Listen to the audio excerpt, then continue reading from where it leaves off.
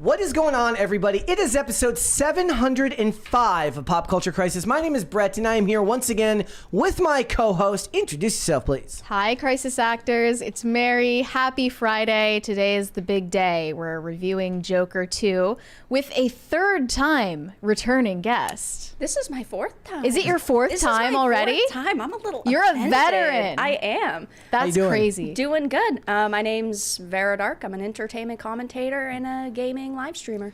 Yes, we got a lot to get into I think today. you've been like our most frequent guest then in that case. I'm number 4. Oh, well, I'm on attempt 4. Yeah. Your channel is blowing up right now. It is, and you know, obviously Linked that's in the description. Linked in the description. Super exciting. Yeah, it's good stuff. You're also blowing up on Twitter all the time. Well, since last time you were on, you were getting threatened with physical threats. Yep, that's happened a couple of times From now. a certain Melissa Schmerconte. We'll go with that. Yeah. But yeah, like Lots of every crazy day stuff. it's a new K hype on Twitter. Oh yeah. I'm at what 31K. Let's go. Now. So over the past month, I've gotten like I don't remember 5 or 6K. So What I made peace with a long time ago is I'll just never have hot enough takes to ever like be popular on social media. just copy and Yeah. paste my You know what it posts. is like I start typing something out and I'm like, that's gonna be Well, misinterpreted. sometimes like I will type out a retort and I'll be like, this is actually bullying. Like you can't say that. That's actually do. just bullying people. Yeah. And I want to so badly, Just but do I'm like, it. Who I've put this cares? behind. This is in my past. Yeah. I'm not going to be back as a cyberbully. It's at not least not worth anytime being soon. the bigger person. You know what? I might learn that lesson eventually. That's a great merch idea. That Yeah. we could make a shirt that says It's it's not not worth worth it being to a be the bigger bigger person. It's not. No. We should, Jessica, are you in the chat today? If Jessica's in the chat, we should make And that we just shirt. only sell it as a baby onesie. Yes, buy it for your kids. Yes. Start training them young so that they can become cyberbullies when they grow up. Yeah. And As you should. You know why you want to do that? Why? Because look, we just had to go watch Joker Folie Deux, and the whole theme is like he's on trial because he was bullied in a subway and then went on and killed a bunch of dudes. You don't want to be the one who gets bullied in the subway, so you learn to be the internet bully so that a crazy guy in makeup doesn't come and kill you. Yeah. I just realized, like, with all of this, remember what was his name?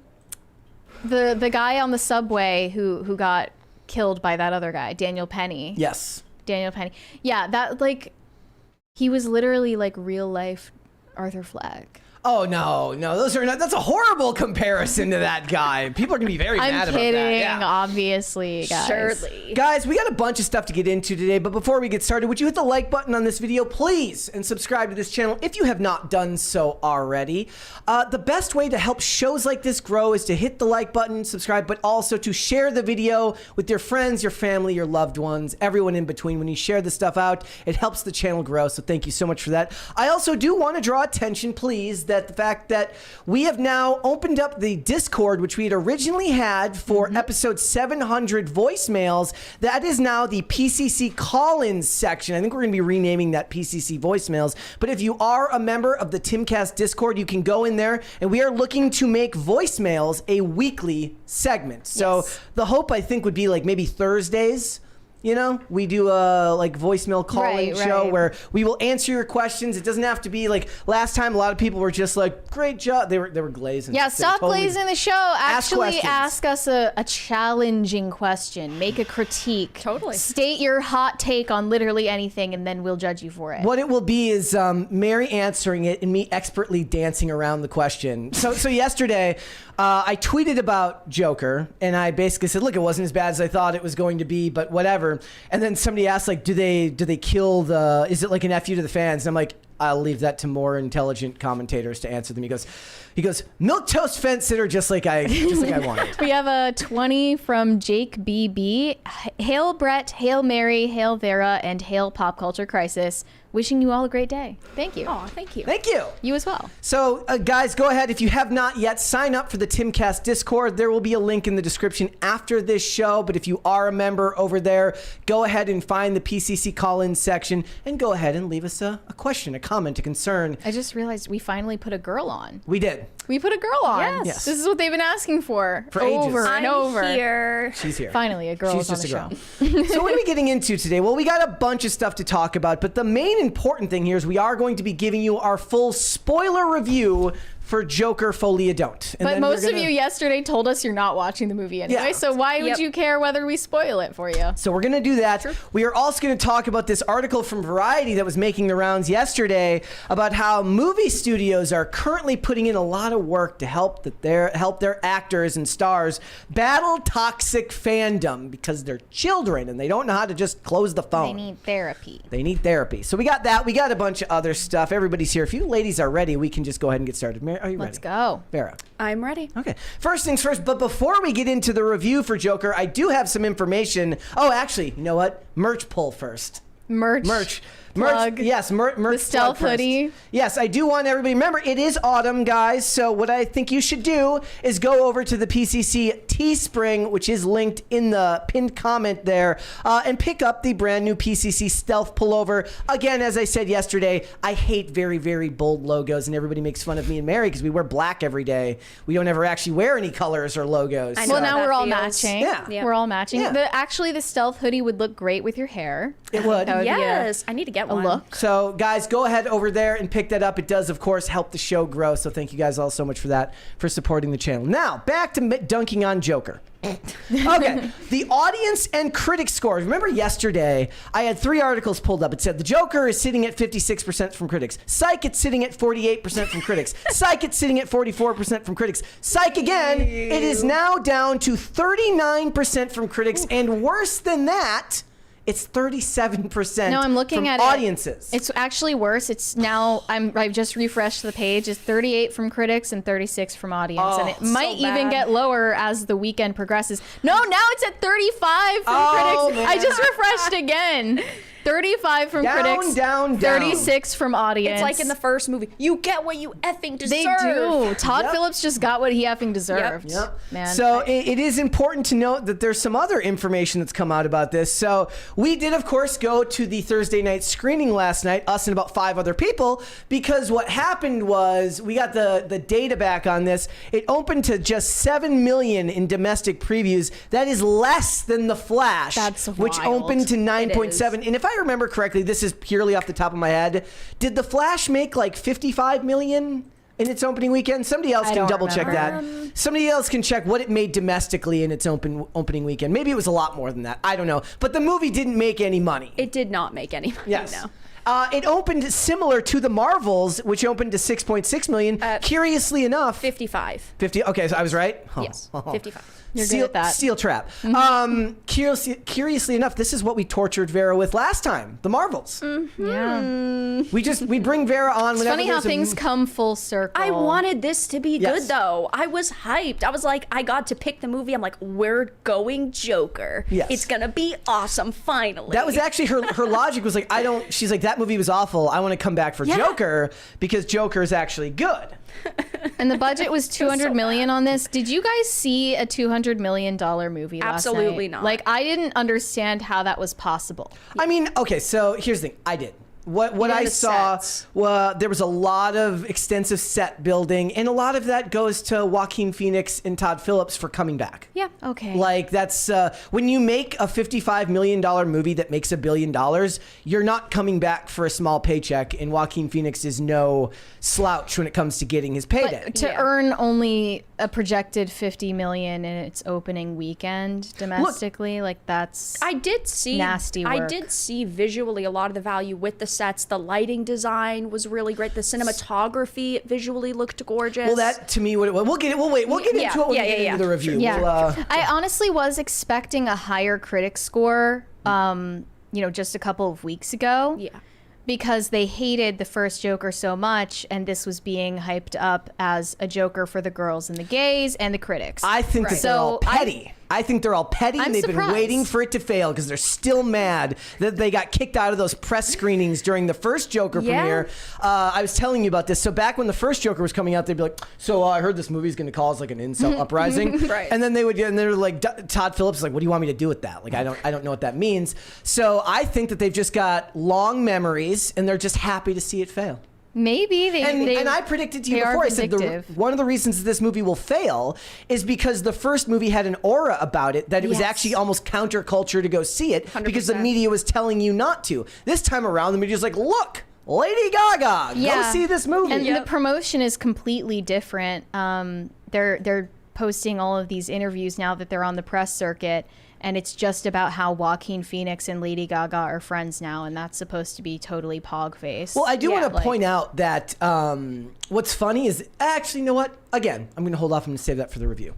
Save that for the review. Let's keep going, guys. I did notice, by the way, I don't know if you guys noticed the same thing, but I was watching people roll in, and it was mostly couples Was it? going to see this. Yeah. Oh, that's even worse. Do you notice that? That's like what we live in today now, where it's like the most toxic person you know says that they're in a they compared their relationship to Joker and Harley Quinn. Yeah. I feel like that was a phenomenon when the Suicide Squad Yes. came out. Yes. The No, one with Jared Leto. Just Suicide Squad. that The was a Suicide huge Squad was the missed second one. opportunity. No, I think you've got it backwards. I think Suicide Squad Was the first one. The Suicide Squad was the second Okay. one. Well, the first one Yeah. with the Jared 2016 Leto. one, Yes. that was at the height of Yeah. like couples That was who like, wanted oh to my be Joker gosh, and Harley. we're in a toxic relationship. Wearing the Halloween costumes Fun and fact. everything. Yes. And it was a huge missed opportunity because they gave him like 10 minutes of screen time in that damn movie and Yeah. didn't lean into their relationship history at all. Fun Right. fact: the lady you know most likely to wear that Harley Quinn uniform was the person who should not be wearing it. Yeah. 99 times out of 100, whoever was wearing it. They get into fights at Costco. Yes, they do. All right. There's some funny business going on when it comes to movie ratings. I thought Vara would like this because we were talking about The Penguin yesterday. And you Yes. said you are really, really enjoying I The Penguin. really am enjoying it. I think that it has a lot of unintentional humor that really sits well, and the performances are fantastic. Can you give me an example of that? Of like the unintentional humor? Of the unintentional humor. It's just the way that Oz kind of acts and the way that he interacts with oh my gosh, what's his name? Vic. I don't know why I keep forgetting his name. And like with the Slurpees, right? Okay. He's like, oh, you know that place down. And Vic is in the car driving. And he's like, I'm gonna get shot in the head. And Yeah. Vic is, and Well, Oz yeah, is just yapping about, oh my gosh, the Slurpees. It's just so funny to me. There's a certain level of like acceptance of the life he's chosen yeah. that Oz has that Yeah. Vic hasn't, because Right. in the show Oz catches Vic trying to like steal his car or like steal the rims off his Yeah. car, and then basically turns him into his own personal driver. And this poor kid who stutters constantly and is completely out of his element Yeah. all the time is basically around this gangster who's very matter-of-fact about people dying, and Yeah. every choice Oz makes could be the last choice he Right. ever makes, because he's kind of always walking this tightrope. Yes. Where the whole show is him talking his way out of situations he's gotten himself into Yeah. as he's trying to assert control over the city.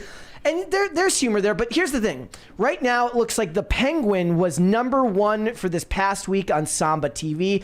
I see Agatha all along is curiously missing Yes. from this list. I don't know if that's accurate, because I do see Inside Out 2 on here. But I Right. want to point out something that I just saw earlier that I thought was interesting. So if you look at what Samba TV reported initially from September 25th to September 29th for Inside Out 2, it said that it did 1.7 million households that watched the show on Disney Plus. But then Variety had this article that said Inside Out 2 hits 30.5 million views in the first 5 days. Yeah. So they're both over the same first 5-day period. One says household, one says views. Yeah. Is the idea here that maybe 1.7 million households watched it twice each? Even then, that's not Right. No, even yeah. close to 30 million No, views. not even close. I don't know what the word household means. That's my problem, is even if you go to Samba's website and you try to look into what they mean by household, there's no clear-cut answer, which is such a massive problem. And a lot of this is like, is it minutes watched? Right. Is it, when you say views, what counts as a view? Like, one of the things that's going If I on. load it up for 5 minutes, is that a view, Yeah. or is there a certain threshold? That's an issue on X right now, Yes. where it's like you get gazillions of views on X because just scrolling past it counts as a view. That's not a view. Yeah, right. Nobody No. stopped to watch it. Right, no. So there's not really a lot of transparency when it comes across these numbers. If anything, a lot of it becomes fodder for channels like this to go ahead and talk like, look, it's got a big blue number, 1.7 million. Yeah. That's a lot. Agatha is not in this list anywhere, but at the same time, the same people who were like, it did what, 9.3 million in the first Was that the first 4 days or the first 11 days? No, it's the Acolyte was 11 million in the first however many days. Yes. But the point is, they were touting 9.3 million in the first week when the Acolyte did 11 million in about the same period of time. But then they're like, take that, you incels. None of it really matters. No. Like, I actually think budget matters more than any of this, because completely the agree. less you spend, the less you have to worry about this, because you're not putting out as much risk when you only spend. And now that's what they were saying. Now, I don't know if any of this is true, because at one point, one of the stars of the show said that it was akin to a $100 million movie. That's what Patti LuPone said. But now they're saying that it's the cheapest Marvel show that they've ever made. That's what Paul Tassi said from Forbes. Oh, Paul Tassi loves me. He's been beefing. You guys with are me. great friends. Yeah, we are great friends. There's a 20 there. Radon cross/counter said 70% smoking, 30% unnecessary musical numbers. Is there anything more destructive than a Hollywood writer with their head up their redacted? Literally just Arthur suffers and nothing else. Screw you, fans of the first movie. You know what they should have just done if they were going to do this? Just race swap both of them and make it a Bollywood movie. We have another 20 from Pop Culture Junkie. Household is an old Nielsen term based on what their box is tuned to. It can't always measure the number of people they're watching. Yes, so basically Samba TV is preloaded on like 24 or 25 different main market televisions that are out right now. But I think you still have to sign up to be, just like in Nielsen, you had to ask for the box. Who the hell were those people? Do you know anybody who had a Nielsen box? Absolutely not. It's weird. No. Yeah. They must be So weirdos. I guess that's what they should have done. They should have just made it Joker Bollywood. I don't know what they should have done, honestly. They should have just not made it. Joker did not need a sequel. They I would have loved a good sequel, but they could have gotten Camille Nanjiani and Priyanka Chopra and just made a Bollywood Joker. Yeah. I shouldn't have given them the idea. They're going to do that now. What they should have done is make the Joker and Harley story that Suicide Squad was too cowardly to make. That's what they should have done. We'll get to it. We're gonna talk about that in the review and stuff. I just think that it's funny because the numbers are so ubiquitous and it's so hard to understand what any of it means. It's almost not even worth talking about until a season is done and you start getting an official word on whether there's renewals coming. But a lot of the times, as we know, like with animated series, they'll order more but call them season 1 and 2 to make it seem like it got renewed, but it was always going to do that second season of numbers. Yes. So wait and see. All right. So Marvel Comics and DC Comics, some lawyer over at both of these companies screwed up really bad because they lost the trademark to superhero. They did. Did you see that? I did see that. So basically, something was getting made and they asked for permission to use it, to a request to invalidate those trademarks, and they never responded. Nope. So some lawyer's getting fired. Yeah. Is what I imagine right now. Yeah, it says spokespeople and attorneys for Marvel and DC did not immediately respond to requests for comment. Super Baby's attorney, Adam Adler, said in a statement that the ruling was not just a win for our client, but a victory for creativity and innovation, because all of these other franchises had to use Soups and Heroes and all of these other names, which I didn't even know Marvel and DC owned that anyway. Yep. I wasn't aware of that in the first place. So, but it's really funny. So basically it says that the U.S., it was like the U.S. Trademark Office Tribunal, which is the most like, I didn't even know we had tribunals here in the year 2024. The ultimate laptop job. Says they ruled for rich old super babies that Disney's Marvel and Warner Brothers DC did not file an answer to Super Baby's request to invalidate the marks. So that's what you need to do. You just need to file a bunch of stuff and then hope that the lawyers aren't paying attention. Yeah. It's kind of like when Trump got, what was it, like the Spanish website for Biden, because they didn't file the trademark soon enough. That's funny. It was like Biden 2020 in Spanish, and you have to dance. Thank you. We penalize them if they don't dance. Okay. He filed the trademark for their eating the dogs. Yeah. Eatingthedogs.com. You'd think that they would have been more careful, though, because this goes back to 1967. So you'd think that they would have been on top of that, because they have been for this long. And I imagine that it's not just like you file one form and then if you don't answer, they probably got multiple notices, I would imagine. Yeah. What are they paying these lawyers for? Right. It's crazy. So does that mean that we're going to start seeing that word used a lot more in actual television shows and movies, because it's not like it's owned on TV shows. You can still say the word. I guess the next season of The Boys is going to finally use the term superheroes. Yeah. I don't know. We'll have to wait and see. Yeah. All right. The next Incredibles movie, right? They have a new Incredibles movie coming out. That shouldn't be. I love The either. Incredibles. Even the second one? Yeah. I thought I'm a nobody liked the second stan. one. The second one was okay. The Mrs. Incredible has been turned into a meme on the internet, though, because of the way that she's drawn. Yeah. Yes. Have you ever Like seen this? all Pixar. It's like POV. You're helping the Pixar dude develop your the female characters. Like more, Yeah. bigger, bigger. All of the female Pixar characters. Yes. Oh, yeah. literally. All right, Logan Paul is being. Would you consider this rightly dragged, or is this? Do you think he's Well, okay. unfairly maligned here? Logan Paul just announced that he had his first child with Nina Agdal. A lot of people didn't think that they would make this far, I was but they told got hoes married. don't win. And they had a baby, and now he has gotten slammed for, quote, exploiting the birth of his child for a Lunchly ad promoting Mr. Beast's new Lunchables knockoff brand. Yeah. He I'm shared the a only video. one who likes the name Lunchly. I think it's great. He shared a it's video hyping up Lunchly while his fiance was giving birth to their child. Okay, that's. Simultaneously. It's Bro. like that. Have you ever seen that? Priorities. Have you ever seen that meme where it's like the woman in labor and the guy's got a delivered pizza on his lap and he says had to order a pizza because somebody wasn't in the mood to cook tonight because she's in labor? Yeah. Wait, That's okay, literally so the clip is right here. I want to see it. All right, here we go.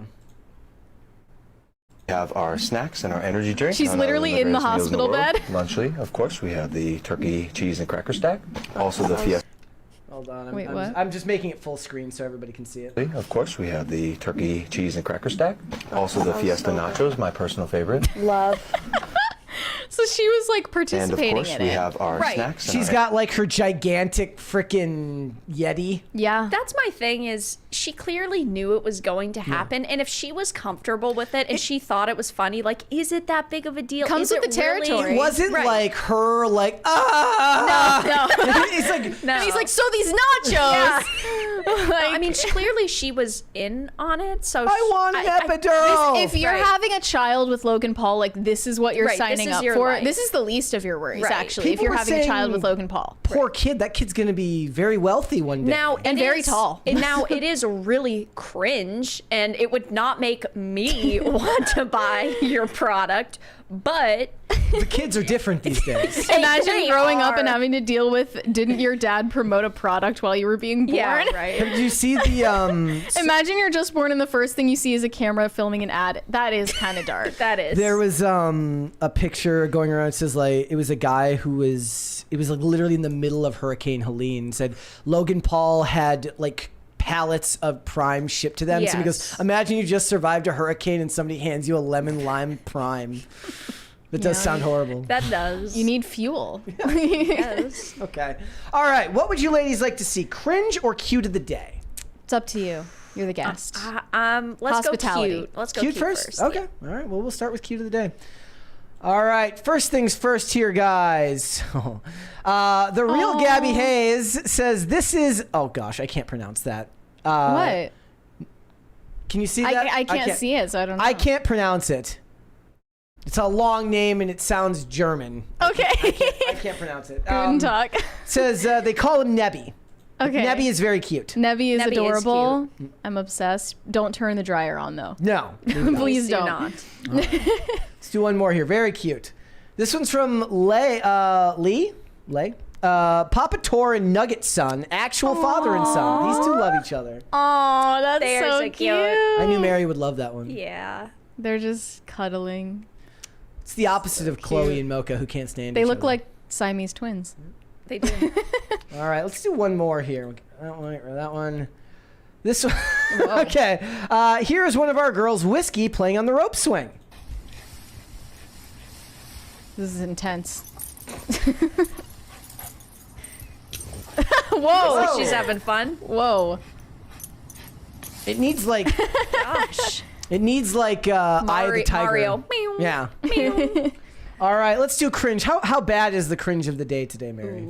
I actually don't remember. Oh, yeah, this one. On a scale of like Joker 1 It's- to Joker 2. Definitely not as bad as Joker 2. Okay. So It says Gen Z for is the cooked. for the people listening to the podcast right now, on screen it says my I'm just a girl moment. Yeah. I'm an idiot, and here's why. My laundry machine takes quarters. Naturally, I'm like, where does one just get quarters? So I'm like, okay, I'm gonna go on Amazon Oh my god. and buy quarters. You can buy like rolls of quarters on Amazon. I'm like, perfect, I'll do that. And I was like, 72 rolls for $10? That the math doesn't equal up, but that's a score. Like I'm getting 72 selling money. rolls of quarter sleeves with quarters in them for $10. Like I'm like, okay, She thought she just found the world's best life hack. Right? Yeah, don't tell anyone. stupid. Amazon's losing money. Get the package. Saves me money. Empty. It's just 72 plain quarter roll sleeves with no quarters in them. Does nobody read? I don't really know what I was thinking. I know that You weren't thinking. See, oh, look, I know that this is a trite comment, but remember, these people vote. That is true. Her vote matters just as much as yours. Great. Hope you're comfortable with that. Oh, wow! Thank you for that one. Gen Z is just learning to adult very, very slowly. See, that's Maybe that's the thing is, you and I are both Gen Z. We are. Yeah, I hope we're better off than this person. I hope so. Somebody Where do you says just this get has to be quarters, huh? Right. I don't know. The bank. Never heard of a bank. What's The that? bank. Or your local gas station, depending on how annoyed the cashier is. Sometimes they'll give you quarters. I used to work at a gas station, and people would come in all the time and ask for quarters. Yeah. And You would know, always oblige. well, I do, and then give them to them. Have to make them feel a little bad. Depending on, I mean, actually, there were days where like I love it because it's like the end of the day and you don't want to count all the change. So it's like, yes, I will give you quarters for dollar bills. Makes it easier. All right, let's go ahead. Let's get started then, shall we? We're not going to wait. We're just going to go ahead and we're going to get right into it. We are going to talk about our review. This is a spoiler review for Joker 2. Folie Deux. I'm not calling it Joker. Folie Deux. I'm sorry, I forget what folie à deux means. Shared delusion. Yes. Shared delusion. Yes. Okay. Knowing that, it doesn't make any sense with the plot of the movie. This was obviously a disappointment compared to the first one. It was. Both in terms of the cultural impact, but also just the story itself. It was just a huge missed opportunity. A lot of people are saying it feels like they're making a 2.5 hour long apology for the first movie. And I don't exactly see that argument, but it feels like a huge missed opportunity to write the story about Joker and Harley Quinn that Suicide Squad didn't write because they were afraid of backlash. Well, that's not what this is because That's- Joker has this is the absolutely complete opposite. Yeah, this is the complete opposite. of that. Basically, they inverted the story that we're familiar with in terms of Joker and Harley's love story to make it so that Harley is manipulating Arthur Fleck, the Joker. She's the one who is lying and manipulating him the whole time. She's not particularly likable. I don't know if we're supposed to root for them. And most of this movie takes place with the backdrop of the trial of Arthur Fleck, Yes. which is he's on trial for all of the murders that he committed in the first one. Basically, Harley, Lee, she's called Lee. in the But she movie. is, they do call her Harley at one point. So her name is actually Harley Quinzel. Yes. She is a hybristophiliac who she voluntarily commits herself so that she can get a chance to meet Arthur because she's obsessed with him, and she manipulates him to essentially to throw the trial. At least as far as I can tell, that's what her goal was. Yes. John Z in the chat says, I disagree. I believe there's a lot deeper meaning woven into what this movie is trying to deliver. The key there is trying right. to deliver. Trying does The not mean biggest- properly executed. The biggest problem that I have with this movie is that there's a lot of stuff that just isn't adequately shared No. on screen. Right, there's a lot that's insinuated and implied, but it's really just a way to weasel the story out of committing one way or the other.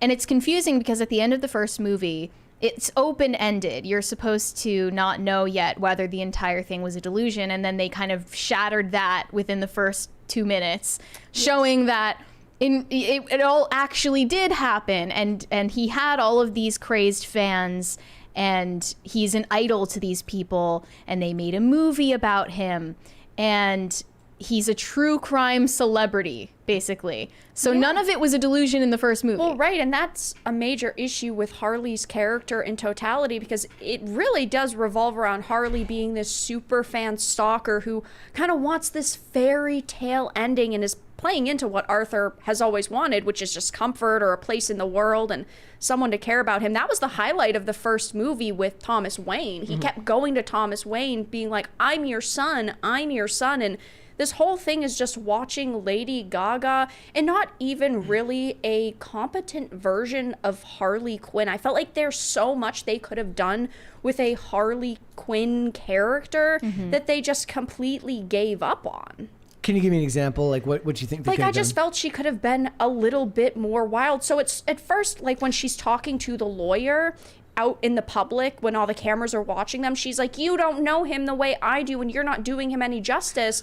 But she's not quite playing a sane character at that point. They hook you with her starting the room on fire. Right. When you think you're going to get more of that, and you really don't. You're going to get Harley Quinn the way that you sort of expect, and that just doesn't happen. I mean, obviously a big part of Harley's, cause is to upset the system, and that should be the same as the Joker, but they kind of have him give up on that. But she was trying to use his fame to push the same idea he initially had, and the second he let up on that, she was out. I will give some strong points to this movie. The cinematography on this film is very, very good. Okay, so one of the things that it felt like they wanted to do was, by making this a musical, it allows them to break from the scenes that they're shooting and create these elaborate old Hollywood sets that are shot beautifully, lit beautifully, done in a very, very competent fashion. But the problem is, guys, every time a scene gets going that looks like it's going to get really, really good, and they get going,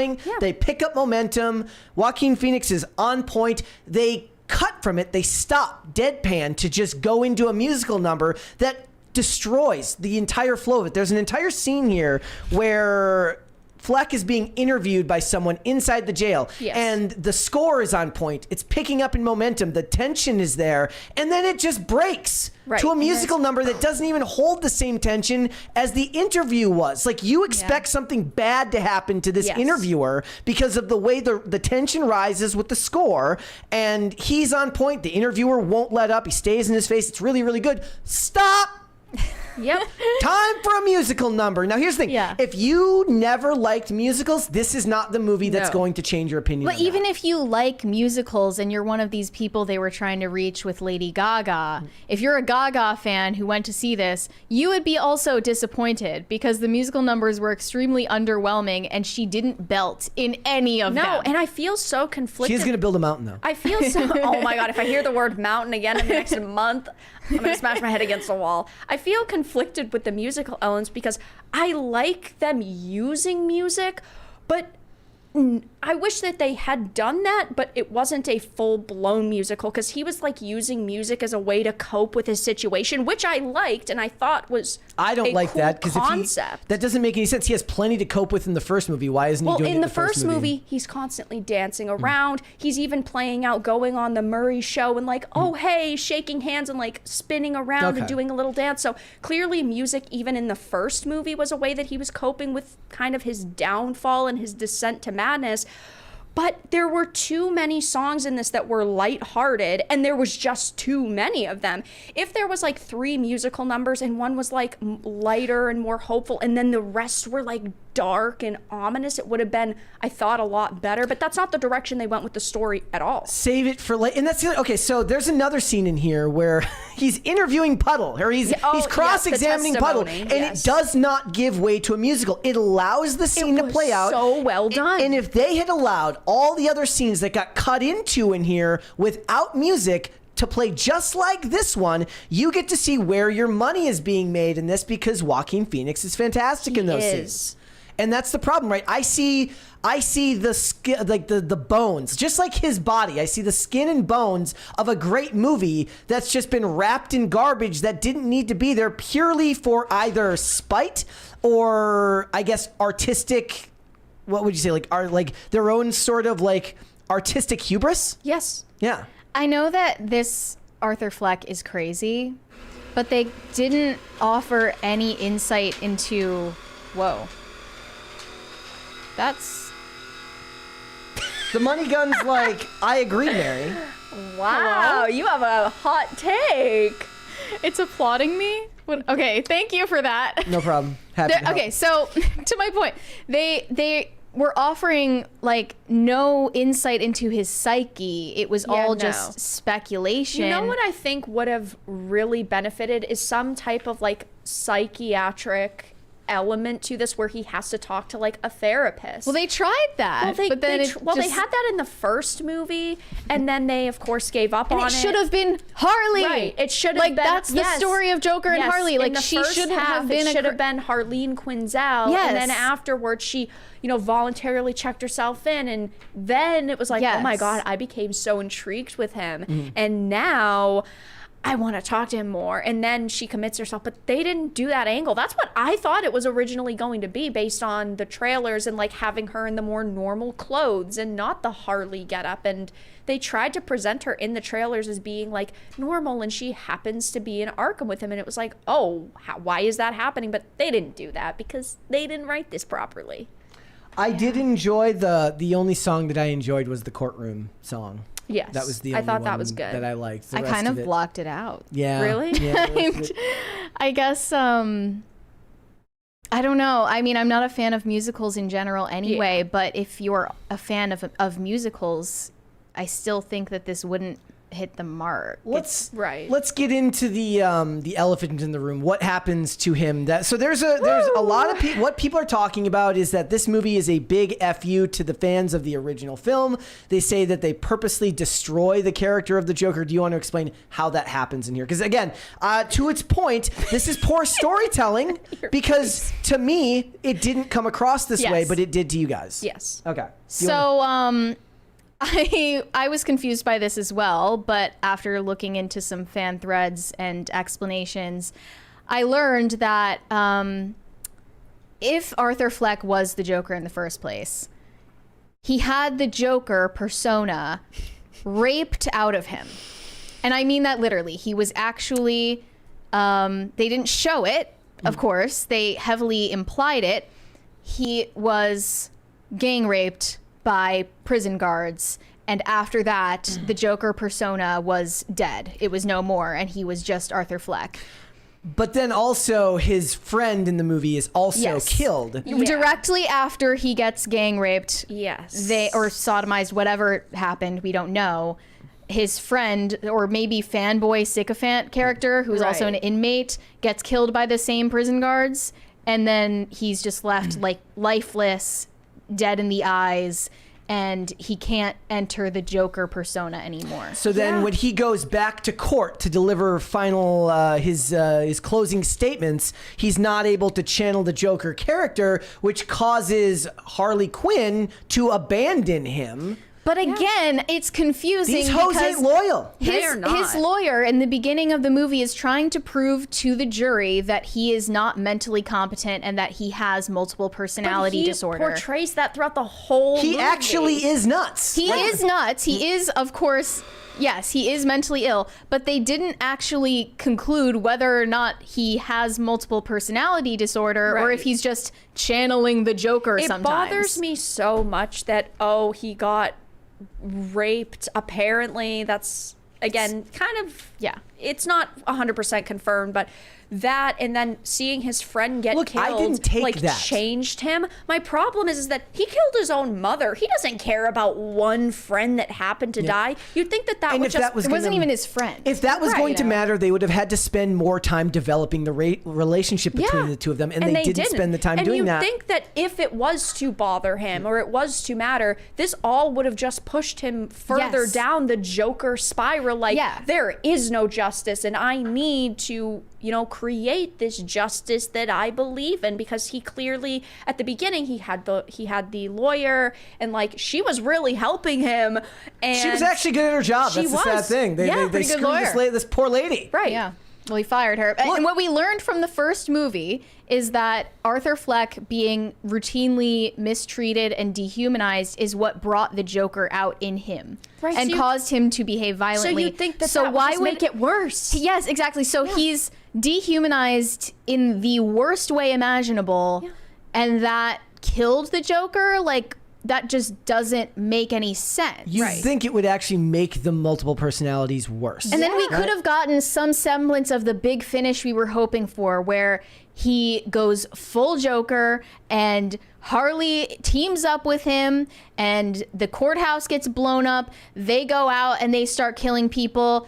Big soundtrack, like big belting lines from Lady Gaga. They're killing people together.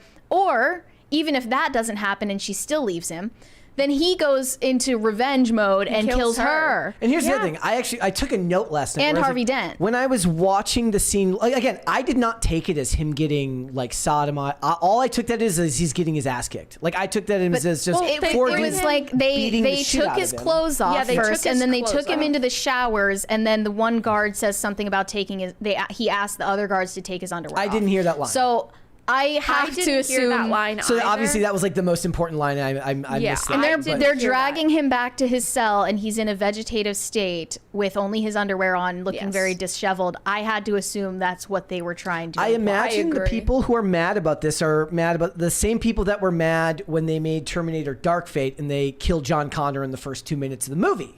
Right? It's just an FU to the fans. It was a Joel moment. It was like a Joel from The Last of Us moment. When that was the golf club. When I was seeing the scene, like if I was to, first of all, he's in his underwear like half the movie, so He that is. didn't signal to me Yeah. That's that true. he had been sodomized or raped or anything. What it said to me was that they wanted to take away every semblance of his dignity and then beat the shit out of him. The point is, though, that scene, as unforgiving as it was, doesn't cut to a musical number. Now, if the rest of the movie had an unflinching vision for its violence and its abuse of the character, it would have been more in tone with what the original film was telling you, Yes. and could have followed in a much more suitable fashion. Yes. That's a problem because you keep cutting away from the type of movie that you made to go into these self-indulgent musical numbers, which, yes, look fantastic, but don't help your storytelling. No, they do not. Right? The best scene in here is when he's cross-examining Puddles. Yes, that was it is. fantastic. He's shifting between accents. He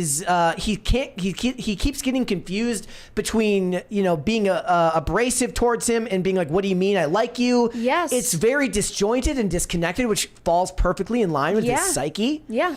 There's so many decent ideas in this film that they don't follow through on. I think what they should have done is made this a show and then have 7 episodes, and each is a different day of the trial. And then some days you see the Joker, some days you see Arthur, and then you can see him slowly descending more into madness. Like, he starts more as Arthur, and then he descends into the Joker, and then the last episode was like pure chaos. He got out with the explosion.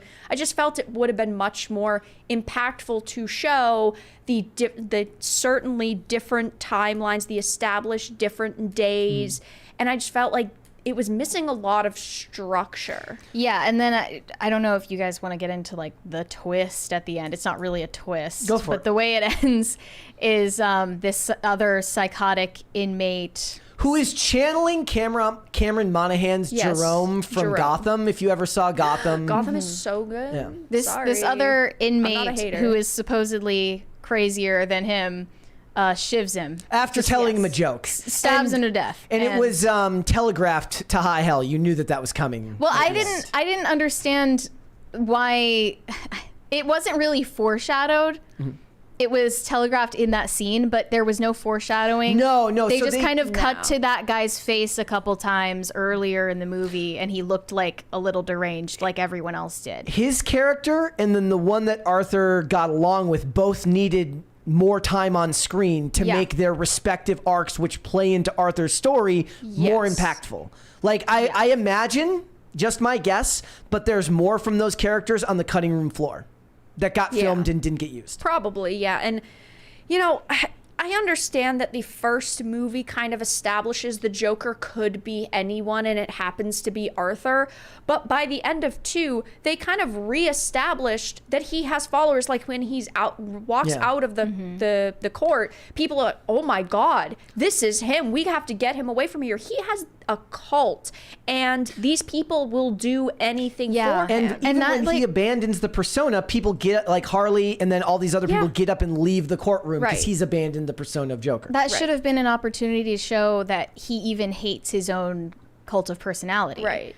And that he resents the people who idolize him because they're also dehumanizing him the way that Harley did. Yeah. She forced him to like wear the Joker makeup while they had sex. Yeah. And by the way, that scene. What was the pregnancy scare about? Oh, right. She's like, Harley by the way, literally- I'm pregnant, and then takes a big drag of a cigarette. I'm like, 80s so based.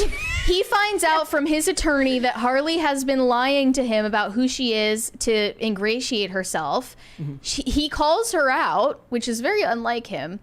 And she's just like, I don't know. I just wanted you to like me. By the way, I'm pregnant. Like, literally baby trapped this guy. And he killed his mother in the first movie for lying to him. Yes. So clearly, that's not something that sits well with him. Why would he not kill her? So she's like, I'm pregnant. And then she starts singing. Right. And then he's like, okay, like, I'll go along with it. Whatever. I did really like the shot, though, where she puts the lipstick on the glass and then he kind of moves. There was like a heavy impact on that in the trailer. That is emblematic of one of the biggest problems of this movie, which is art for the sake of art, not for the sake of it actually being important. Why did she? That didn't matter. What was the meaning of it? And sometimes things do need to look cool, but I agree. Like, it's very artsy fartsy. It's very. I know what the people want. This is what they want. And true, it was very good marketing material and it did fit well in that scene. But the rest of the scene with her going, I'm pregnant, just did not jive with me. You just know that music number where she's in a wedding dress was because they're like, what if we put Harley in a wedding dress? Yeah. And like think of the symbolism. Yeah. Like I'm just picturing some art nerd sitting there storyboarding this stuff out, and that's great, but it has to actually follow along with a cohesive story. Yes. And this movie lacks that in a lot of ways. Yeah. Well, and I'm going to be honest, I would have given this movie a higher rating than most because for me, story tends to be important, but not as important as having a charismatic, competent lead. And Joaquin Phoenix is very much that. Like, I do agree. I do laugh because he's this, like, he's stick thin and he's all disheveled. But if you see side profiles of him, you get the glimpse of the Hollywood actor, which is he's got the high cheekbones. He's a good looking dude that they have to actually work hard to make not look like a good looking dude. But the point is, he's very, very good at his job. Whenever he's engrossed in a scene, one of the best ways, if you want to look at how good he is, it's not when he's performing or talking, it's when he's reacting to other people. So when he's being fed this joke by the crazy dude at the end, he just has this bemused smile on his face that's fantastic. Yeah. It's fantastic. And he's a great actor. And I will give a lot of bad movies a lot of passes if you give me a really, really good lead. This movie, unfortunately, is overshadowed by a very, very incoherent formula with the music. Again, I think they could have cut those music scenes down to maybe 3 or 4 songs and that at would have tops. been fine. Yeah, so. Yeah, I mean, hey, I completely agree there. I just felt like they didn't know how to make it a long movie, so they had to constantly repeat certain lines, they reused the certain music, and they overdid the kind of Joker pose. So in the first movie, he kind of leans back and he's smoking, and then it's the smoke around him, and it looks visually very cool. But they did that shot like 8 times in this movie. It's like the word mountain. They constantly were using the word mountain and the mountain singing. It's like they needed to just make it longer. Would have been really funny if they would have gotten like a cigarette brand to be a sponsor for this movie. Totally. Yeah. I don't think I saw really any brand. No, they don't. Yeah. I don't think they're allowed to do that. He's like pilfering pilfering cigarettes off of whoever will give it to him. He's kissing boys for the cigarettes. Yeah. He's like, I'll kiss my friend, I guess. Give me one. But like he's constantly smoking throughout Right. the entire It just movie. didn't feel as impactful as Yeah. if you had like 2 or 3 shots where he was doing It that. doesn't punctuate or intensify anything. It's not just him either. It's No. literally everyone. It is. Literally It is everyone's literally doing I mean, it. it was the 80s. Well, yeah. There were parts that were funny, though. I don't know if it was appropriate for me to laugh at some parts, but I guess that was the point. I will also say that one of the biggest mistakes that they made in this movie is you get a ton, and I mean a ton, of establishing shots of the courtroom, which is a very famous courtroom in Manhattan. Yes. And unfortunately, anybody who's watched a lot of movies and television knows that courtroom. If you've ever watched a single episode of Law and Order, Yeah. you've seen that courtroom. So the whole time it's done, then somebody mentions Gotham, I'm like, oh yeah, this isn't happening in New York. Actually, it is. There is a piece of paper, or maybe it's the news. It says New York State versus Arthur Fleck. Okay. Oh. Gotham is a city in New Okay. York State. Not in the Penguin. In the Penguin, Well- it's New Jersey. Well, in this, they do establish there is a shot that says I hate that. New York State versus Arthur Fleck. I hate that. Yeah. I don't want to know what state Gotham is in. Well, Gotham's in New York. It's like I don't want to know. Confirmed. I don't want to know what country Nanda Parbat is in. I don't. So Well. just my personal thoughts on it. Final thoughts. It was Boom or a definitely, Is it a boom or a doom? It was a doom. It's a doom. Doom. It was a massive disappointment, and while I do think that a lot of the cinematography is great, I think a lot of the performances are still pretty good, like Phoenix. I just think overall it was a disappointment. All right. it. Let's go super chat. So we got 2 20s there. Yeah, I need to scroll back up to find those. Oh, 3 20s now. I don't see them now. Uh, Gordon Shumway said, "Here's 20 for you to play that horrific meow for Vara. Seed oils. Seed oils. I can do. They're up here. It's Brian Bledsoe and Marcos. I'll Brian Bledsoe. I don't see the. says the songs don't progress the story and just stop the flow of the movie. Yep. Also, they get what they deserve for trying to mislead the audience with the obvious musical. I mean, did they try to mislead the audience? No. No, comes I across think as the so. most blatant money grab in cinema history. Yeah. Yeah, I mean, no. What It's not going to work though, because they're not going to make their money back. People are going to hate this critique though, but in the American market, a capitalist system leaves no money on the table, and there was no way this movie was ever getting made. And then they were like, for the sake of the art, we're just going to leave it. No, that's not how things work. Yeah. It's not how things work. We have another from Marcos. Hey, Brett and Mary, make sure to take Vera out for something good for dinner. Also, hey, Vera, okay, have a great day. Yeah, Mary, where are we going on our date? Take you out for cigarettes. Yeah, that's all the Joker's that's all he diet eats. is. See, that's how how they could have ended the movie. Harley could have given birth, and he could have gone out for milk and cigarettes and just never come back. Iconic. Okay, potatoes for Seamus. I don't know what this means. He said, whip your own dang cream, Brett. Hi, Vera. Hi, Mary. Hi. What? I don't know what that means. I But don't know what that means. I don't even like whipped cream. Shane H. Wilder said, happy Friday, Brett, Mary, and Vera. So you survived Joker 2. Please say these screenings are tax deductible. yeah. Well, yeah, Yes. they are. It's a work true. expense. Oh, also, I want to point out that it might have been hampered by the fact that we picked a theater where apparently the largest foot traffic in history was, because people just kept coming in and out and in and out, and it was just like I didn't notice that. Okay, so when we go to these movies, I always make sure that we get seats on the far right in the back so that I can take On notes. the far right. Yes. On the far right in the back so that I can take notes on my phone and not be annoying somebody else behind me. yeah. That's the whole point of that. Yeah. But the problem is it's right by the door, and people just kept walking in and out. Why Just- not the far left?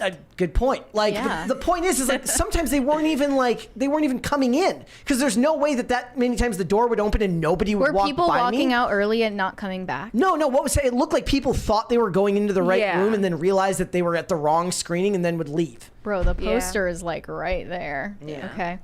I didn't notice that, but I guess One other small criticism I have is Lady Gaga, where Lady Gaga is somebody who is known for her insanity.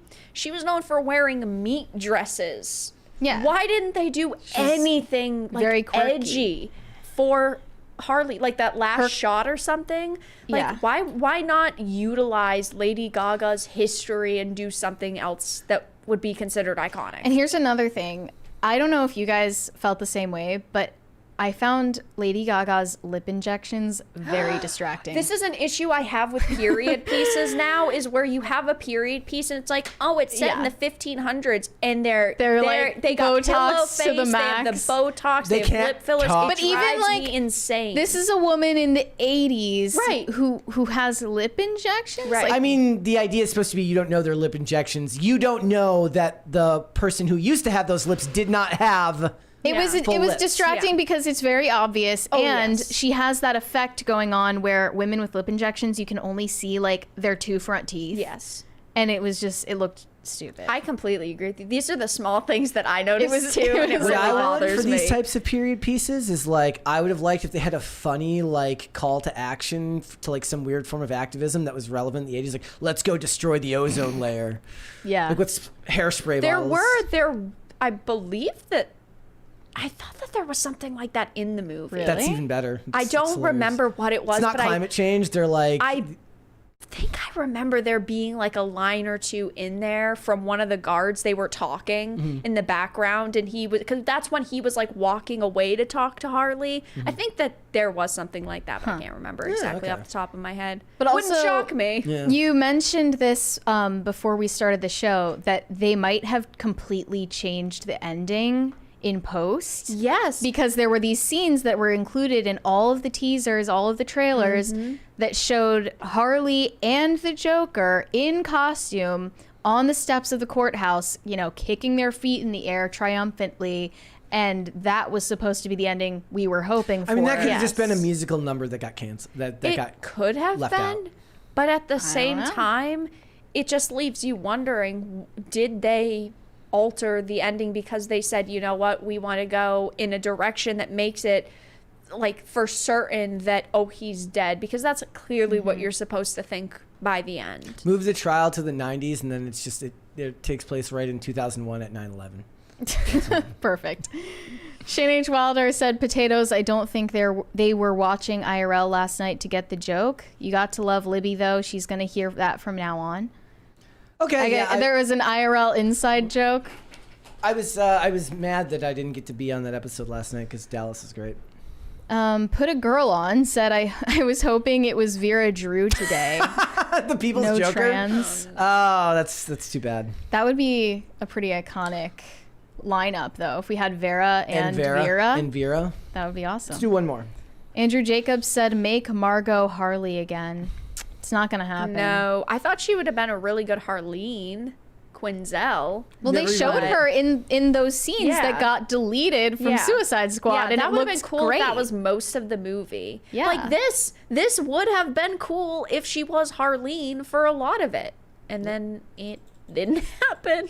All right, wasn't. let's move on. Let's talk about all the ways in which Hollywood studios are trying to protect their poor little actors. Yeah, so Boo-hoo. we just learned that Hollywood studios are putting together social media boot camps for actors so that they don't get their poor little fifis hurt when people don't like the TV show or movie that they star in.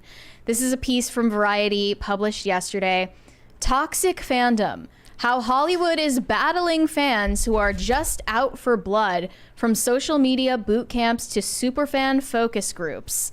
And there was a lot here. They is. cited The Acolyte, now canceled, as the latest high-profile target of toxic fandoms, the catch-all term for when fan criticism curdles from good faith dissatisfaction into a relentlessly negative, often bigoted online campaign against either the project or its stars or creative leaders. Fun so fact- Amanda Stenberg, Kathleen Kennedy, Leslie Headland. Fun fact, there is no such thing as criticism they like.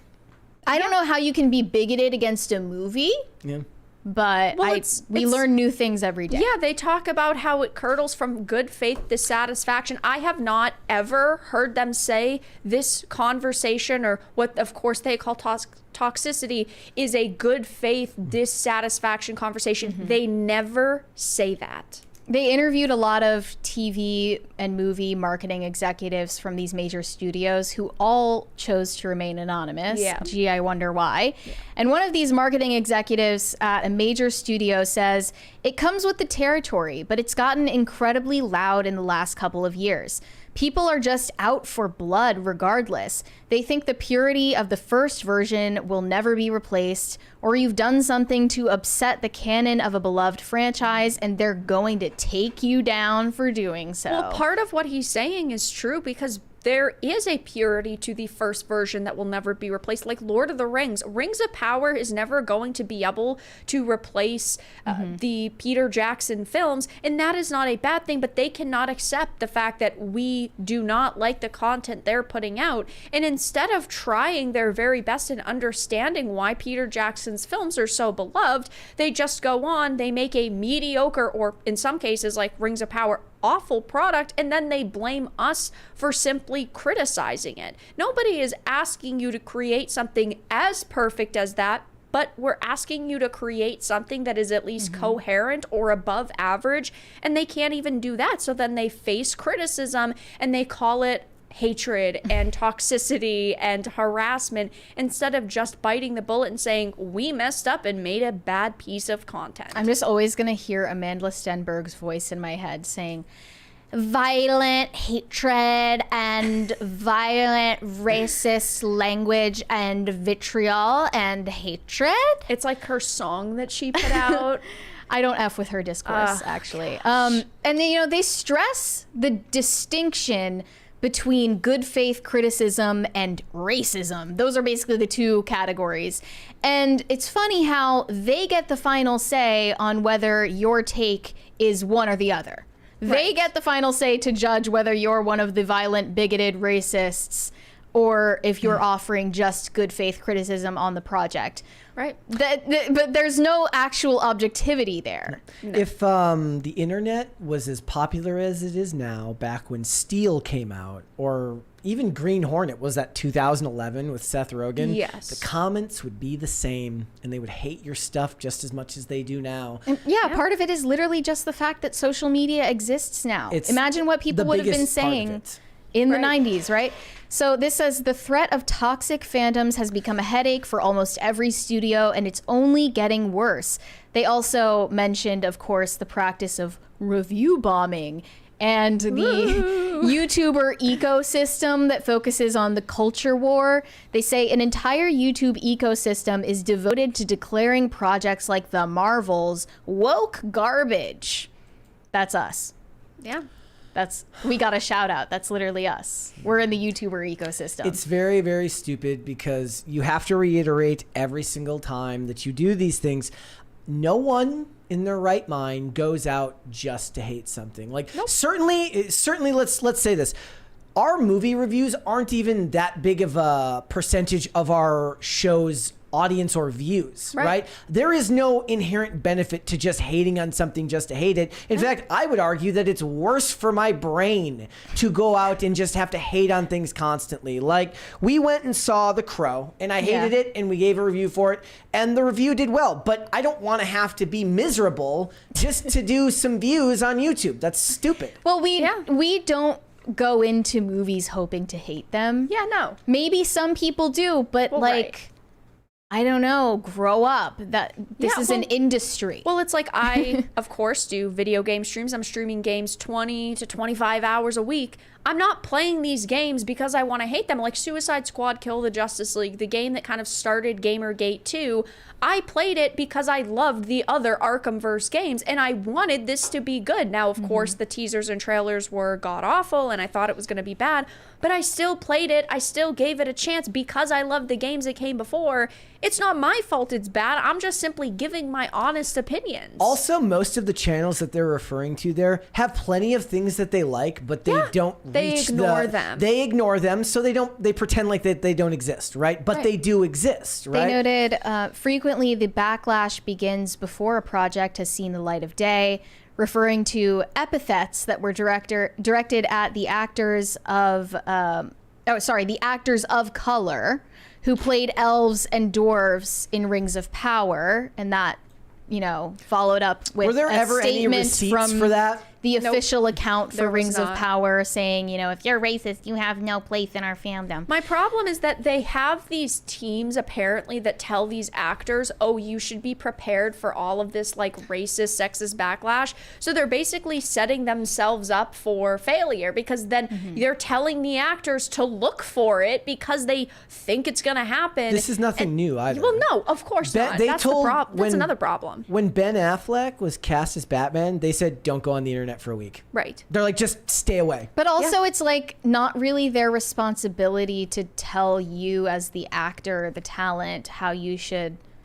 you know, what you should look at or not look at. Your response is your responsibility. The way that you react is entirely on you. And if anything, there should be a clause in your contract as talent, as a representative for that brand or company, that you don't disparage people who are possible customers. Well, this is an issue that has been going on in Hollywood for a very long time, is that they're hiring nobodies who will get on their hands and knees and say, thank you so much. Like with the Marvels, for example, they hired Nita Costa because she hadn't done much. And she's like, oh my God, thank you so much for giving me this opportunity. She made that Candyman movie So nobody watched. she's willing to push the narratives, of course, that they want. And she's willing to sit here and say, oh my God, there's so much racism and sexism being levied towards us just because she's so grateful. That's why they don't want to hire established people. Well, it's like, that, and they with get to control the they work. control them. Like with Rings of Power, they were in talks with Peter Jackson. He's like, I want full creative control because I've made these other movies, and they ignored literally him. ghosted Yeah, him. they ghosted him because they know he's not gonna take any of their shit,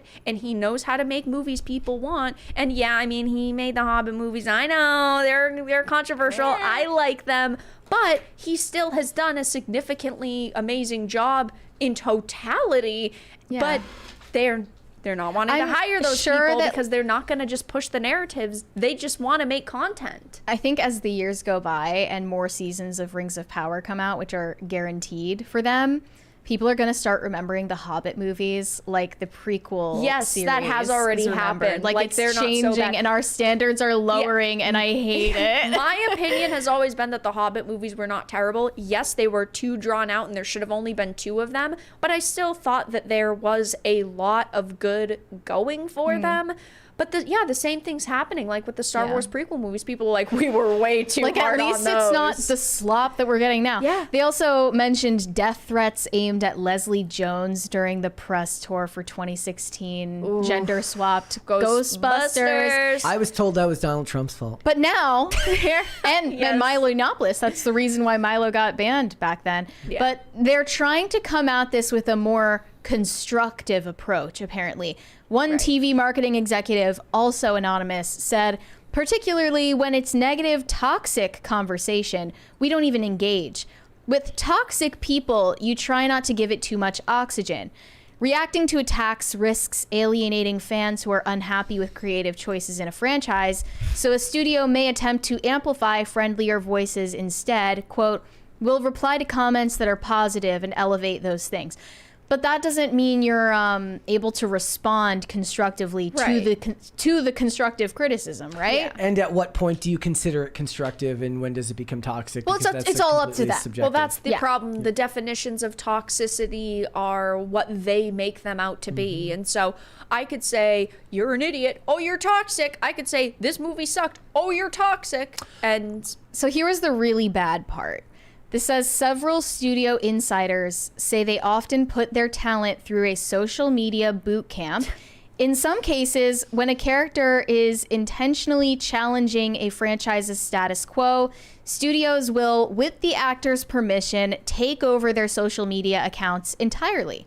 this is all just toxic positivity, where they tell their actors, we love you, you're going to face backlash, but, you know, at the end of the day, you can do no wrong. And so these actors or directors, producers, whoever, feel emboldened to go against the toxicity, and it just creates Like, if you're an adult, such a bad situation. do you really need to, like, hand in your phone? If I was the studio, I would make them.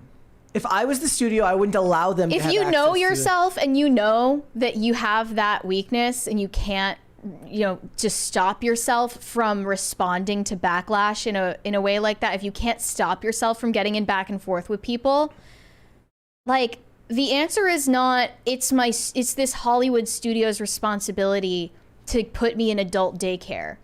Right. The responsibility is on you to deal with that yourself. Be the adult. Interiorly, like understand now they've how entered to into draw a boundary. Now they've entered into a contract. If I was I remember Chris Gore made a video about this where he said if I was making a movie that right now, the first thing I would do if I was making a big budget film would be tell the actors to hand over the passwords to their social media accounts because they're not going to be allowed to be the ones to ruin this for me. We spend the millions of dollars. You get to use social media and ruin it. Well, at the very everyone. least, it should be, you get a pay cut if you do anything that like breaks the morality clause here. The problem not is allowed that these studios want them to go on about It's weird. They racism kind of and like sexism because the stars can be the fall guy for Right. what the people Yes. inside the studio Yes. system actually want to say. Yeah. What's funny here is like We got a 20 from Stone Sting. My apologies for being so far behind, but I think households would be defined as subscriptions that viewed it. Like I have 5 children who would have watched it separately, so 1 household, but 6 possible views. Yeah. Maybe. I mean, that sounds legitimate. Remember when they were doing the Witcher promo and they were trying to goad Henry Cavill into doing this, and he said, "Not toxic, Yeah. passionate." Yep. All an actor has to do is that, Yes. right? All an actor has to do is that, and then leave the rest up to the studio. And even a if they're little bit toxic, of like- humility goes a long way. It does. If they're being toxic, like literally, who cares? Right. Who Why cares? does this bother you on such a personal level? Because they're narcissists. The other reason that this is a problem is a lot of this stuff, it's less to do with the movies and more to do with shows where there's no financial incentive for the show to do well. So the actor can say whatever the heck they want because they don't actually have to worry about good faith arguments and putting out good press for the show that will actually bring in people that might be otherwise skeptical. If you're making a movie and you've got a back end deal that says, I make more money if this movie does better at the box office, well, then you better be sucking up to the audience and doing everything in your power to get people out to the theaters. Do you remember after Tom Cruise released his thank you guys so much for coming out to the movies, and nobody buys it from anyone but Tom Cruise because he's nutty enough to actually act that way? Yeah. Right? But when other people do it, when Seth Rogen did it at Teenage Mutant Ninja Turtles, I almost walked out. Yeah. There's nobody in the world I believe less Right. actually believes that than him. Like, that's the most disingenuous thing ever. But there's probably a couple of gullible people in there that do believe it. It's the right thing to do, even if I don't think You that he's honest. appreciate the effort. Yes. You know? Lie to me. And there were a couple of measures that these studios are taking I didn't think were a bad idea. One of them says, in addition to standard focus group testing, studios assemble a specialized cluster of superfans to assess possible marketing materials for a major franchise project. Quote, they're very vocal. They will just tell us if you do that, fans are going to retaliate. If it's early enough and the movie isn't finished yet, we can make those changes. They need to hire people who care about the source material. I also I don't honestly buy the argument these days that like Furiosa died because the YouTubers said because YouTubers didn't like it. No, Yeah, no. That's not the real world. YouTubers are not that important. 5 channels with 1 million subscribers didn't stop the millions of people from going to these theaters. No. Okay, that's not what it is. Yeah, I'm sure that they affected the numbers to a certain extent, but they're not the only reason why something fails. But they're preaching to the choir. Most of the time, they're preaching to the choir. We put a poll up yesterday. Said, "Hey, so you guys going to see Joker too?" No. 90% said nope, not going to see it. So you're already preaching to the converted in that sense. No, I very highly doubt that some random person just comes across the video and is like, you know what? I'm second guessing. Maybe I will go see Joker, but maybe I won't. Oh, wow. Now I'm not going to see it. They have really changed my mind. No, I don't believe that. Yeah, most people are not really engaged with that culture war discourse. And what the YouTubers do is they start a conversation or they start a trending term and it changes the social media conversation. The thing I will say, though, is that in the video game industry right now, that is happening. where we are affecting the sales of games. I just don't think that's happening in movies. I don't think it's happening in movies. Like, Agatha doing the numbers that Agatha does is because it's found its target demographic, and that's what it's going to do. Yeah. Only a certain amount of people are going to go and watch a show about a character from WandaVision that was kind of popular a couple years ago, which, by the way, I am watching. I can't say I'm super enjoying it because it's not exactly made for me, but you know, it's there, and when I'm watching it, I can see who its target audience is. It's just that target audience is very, very small. Well, I will say for video games, it is definitely affecting sales because, you know, if you look at my live streams, I will play a game that people are interested in. I'll get 1,800 viewers, but there's so many people. If 90% of people say they're not buying it, a lot of them are saying, I was going to buy it, but instead I'm going to watch your full playthrough. And obviously that doesn't happen with movies because it's not like you're sitting here watching a movie, reacting with your audience at the same time. Right. But with video games, it's very different because there are so many people who don't want to spend $70 and then they have to buy the $500 console, or maybe they have the console, but they don't think the company deserves the money, which is great because in the video game industry, we are definitely affecting these companies' bottom line. Yeah. I didn't think that would be possible for movies. Well, because movies, you're not reacting, you're not showing you're it. not But with video with games, you know, I'm live stream the full playthrough. I ask my audience, hey, which option do you think we should go for the dialogue?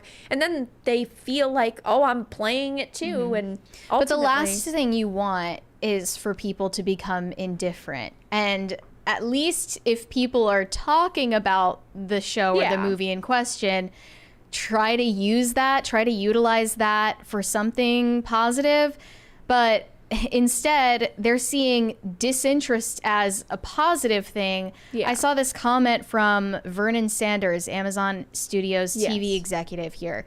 And he says that the Rings of Power Season 2 didn't experience the same racist hostility, quote unquote, that Season 1 did. Because, quote, people have had a chance to actually engage with the show by now.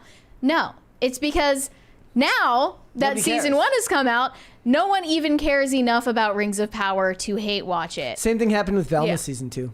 Right. Nobody cared. Yeah. Like, that's not a positive thing. No. By the time that whatever 5th season that we're guaranteed for Rings of Power comes out, is anyone gonna be watching this shit? Well, what you should be looking to do in an ideal world is what House of the Dragon did and what Tulsa King did, which is grow your audience as it goes. Meaning that with positive, organic word of mouth, a show finds an audience and builds rather than start strong and falters. I was so disappointed with House of the Dragon Season 2. A lot of people I loved Season 1. I thought it was really great, but they're going so far away from what George had written. But right now, Tulsa King is doing better than it was in Season 1, and it's growing. And the same thing was true with Reacher, which I mentioned the other day. Said, like, if the benchmark for a good movie or show is whether you'll rewatch it, I think the only thing I've rewatched since we started this show is the 2 seasons of Reacher. But now they're making a spin-off based on the Neely character, and I'm like, does that really need to? I mean, she's great in the show. Maria Sten is great in the show, but you better be on like your 6th hit season of a show before you even think about doing a spin-off. I agree. I rewatch a lot of content because I try to analyze it. So kind of different mentality. But I rewatch lots of old stuff. Well, but I don't. I rewatch a lot of the newer stuff. Like, I'll rewatch it twice, but then I'll never watch it ever again. I will never watch the Batman again. You can't pay me. I'm not gonna do it. That would be self-harm. Unless if anybody here in the chat has a time machine or some way to manipulate time, so that there's 3 extra hours in a day, so that I don't have to waste. You 2 actually hours should and gain an 55 minutes. extra 3 hours to your life in repayment for that. Correct. But it's about self-care. And to end on a positive note, there is one other way to handle toxic fans on the internet: to stay off the internet. Yeah. And here Elizabeth Olsen says, I'm not online, so I am protected. Generally, it's a lot of positive experiences of making kids happy. I ignore the other stuff.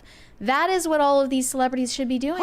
Yeah, if it bothers you so much, do not look. And it's like I talk about this on my channel a lot when people talk about how, oh, we need more features to protect people. Use the mute button. Use the block button. They're tools that are easily accessible for you. If someone's bothering you, just block them. Now, I don't block anybody, but I get blocked by a lot of people. Also, I want to point out that like the easiest way to get for people to get over is like just don't engage with them. Yeah, do like not. What they want, if somebody in anybody with half a brain understands when somebody's goading you just to get a rise out of you, okay? When they're doing that, the moment you respond, you might feel good in the moment, but that's a temporary fix for a much larger problem if you just ignore them.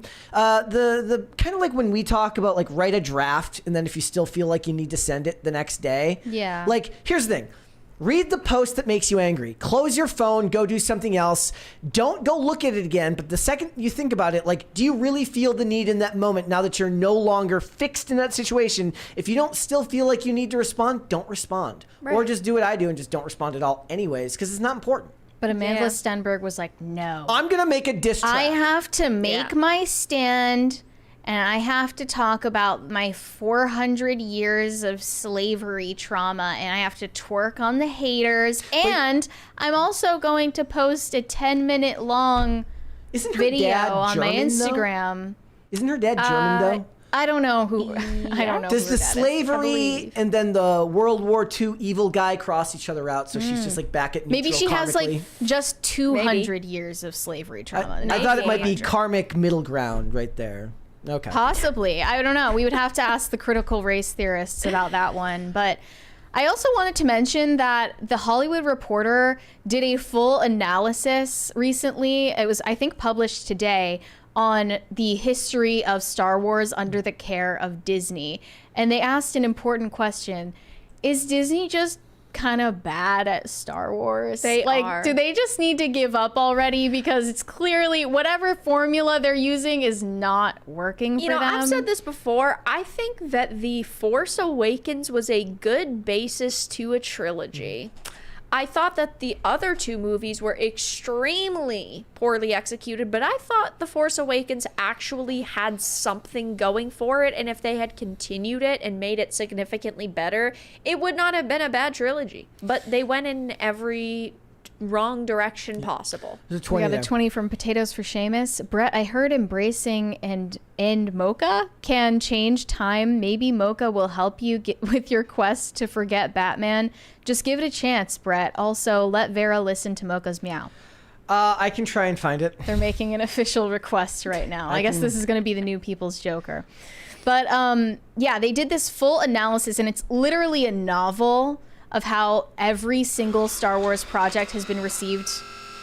It's doing it again. Nope, stop. Under Disney. Here's what they said about The Acolyte. They said, The Acolyte from creator Leslie Headland, this series set 100 years before The Phantom Menace and had franchise's most diverse cast along with several female leads. The New York Times revealed the 8-episode series cost $180 million. Only $10 million less than Dune Part 2, which is insane. Of course, what they're failing to point out is that, and they'll never accept this, they'll never be willing to accept that this is a fact, advertising diversity doesn't work. No. It's never worked. It never will work. It doesn't make diversity bad. It makes marketing diversity bad. It doesn't work. Diversity and inclusion are good things. It's forced diversity and forced inclusion that is bad. It's not even, to me, the forced part. It's the advertising it. Yeah. Like, forced means that, you know, the character didn't need to be, it's tokenism. Yeah. To me, it's not even that. It's like, you can make a great movie with any actor. It doesn't matter what they look like. What matters is that the actor is good. That's what you should be selling us on. I mean, I think it matters what they look like. That's how I felt I'm being more with the ridiculous. Batman and James Gordon. I thought that actor, I don't remember the name off the top of my head. The actor, Jeffrey Wright. I thought he did a fantastic job. He had so much chemistry with Robert Pattinson. I thought he did great. Yeah. Unfortunately, he was in the Batman. So. Oh my gosh. Yeah, that's kind of the drawback there. It's okay. I mean, you and I all have very good Batman opinions other Most than that of the one. time, yeah.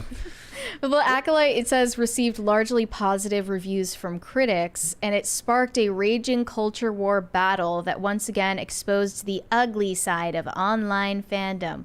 The Acolyte's backlash and criticism is difficult to parse, as many fans detail creative objections to the show's storytelling and its bold take on Jedi lore. But just because we didn't like this doesn't mean we're racist, basically. Some other Acolyte bashers were, well, clearly racist. The Acolyte's premiere ratings were the lowest to date for a live-action Star Wars series. Then the show's ratings sunk even further, and it was impossible for Disney to spin this one as a concluded story, as the season ended on a cliffhanger. But The Acolyte is not getting a season 2. The cancellation has been portrayed by some defenders as baffling, even conspiratorial.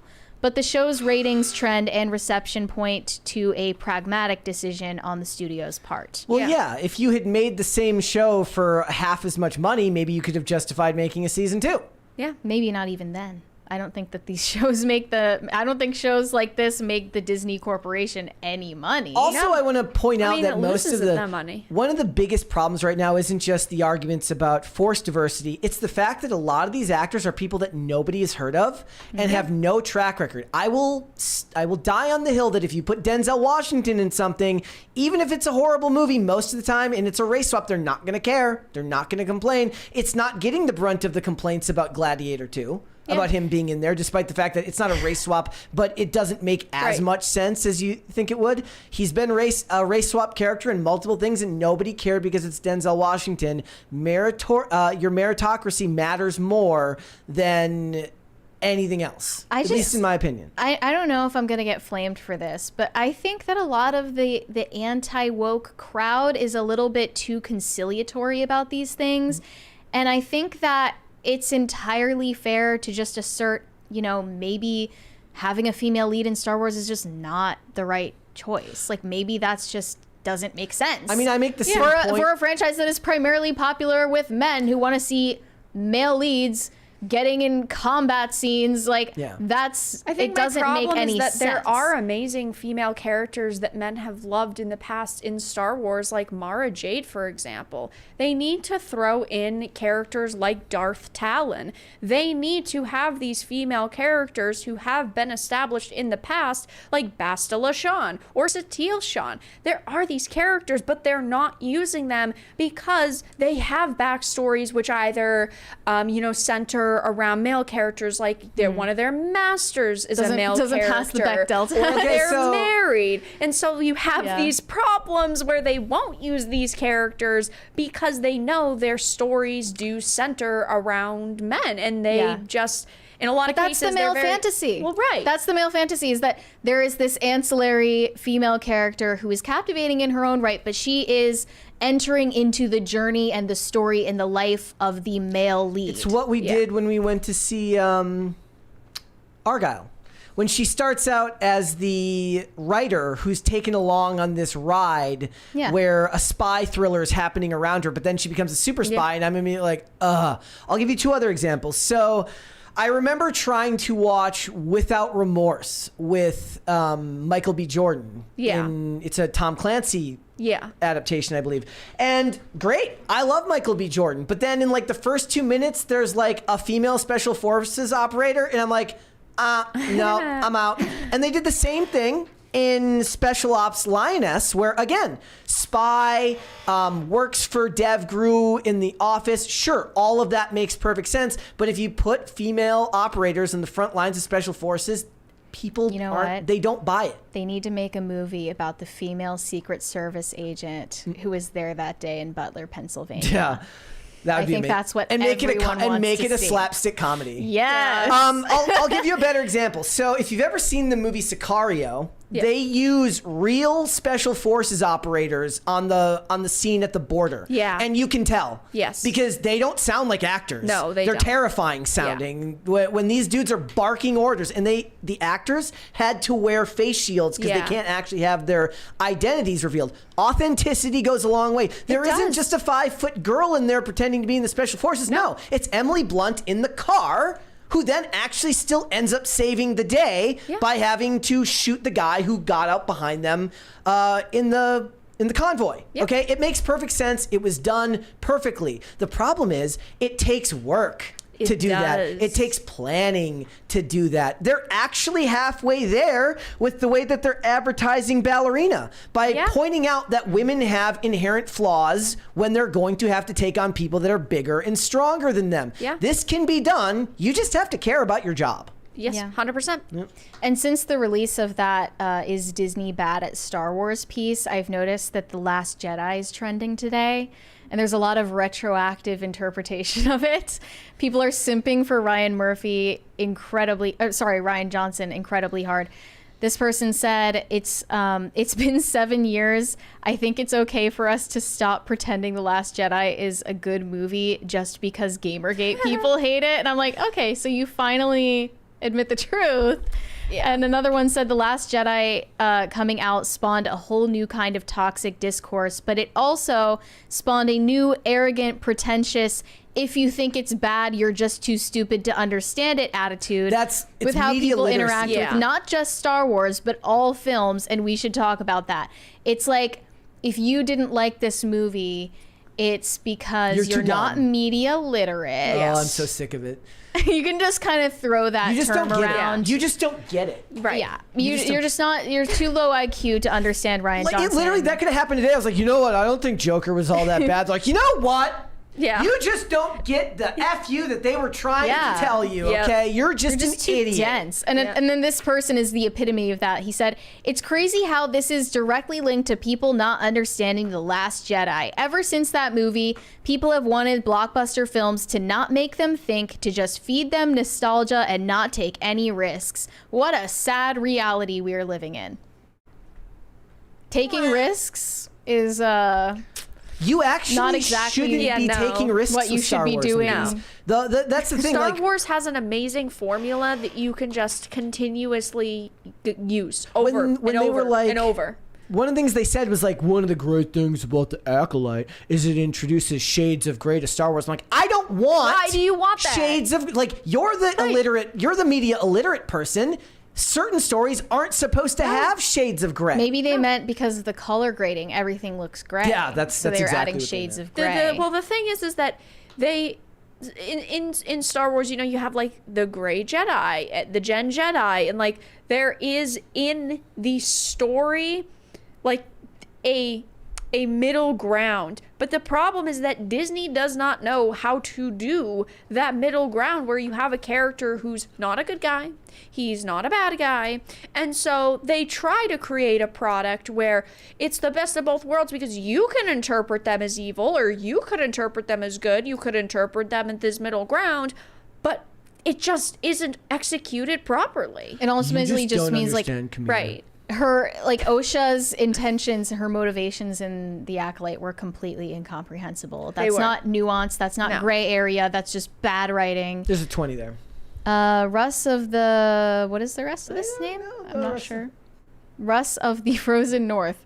Sorry, I'm 5 minutes back. You're right. If it was Denzel, no one would care. But also, the One Piece live action is universally accepted and is using a bunch of no-name actors for season 1. Season 2 was a different story. My point is that when you choose a really, really well-known and competent actor, you're saving yourself a lot of work. Not just because they're good at their job, but that usually means that they've got a track record that they can fall back on. Perhaps they're less reactionary because they can be like, well, because they're actually look at all of these movies that I made. Like, you know what it is? Like, if you've got a track record of success, you don't feel the need to call out toxic fans as but they much. don't want to hire those people because they're too expensive and they actually fucking care about the characters that they're playing. So they're harder to work with these studio execs simply because they say, hey, listen, this isn't something my character would do. Yeah, Jenna Ortega is literally a Gen Z version of that type of star. Yeah. And they found out it was actually successful to listen to her input. Yep. And she doesn't get into these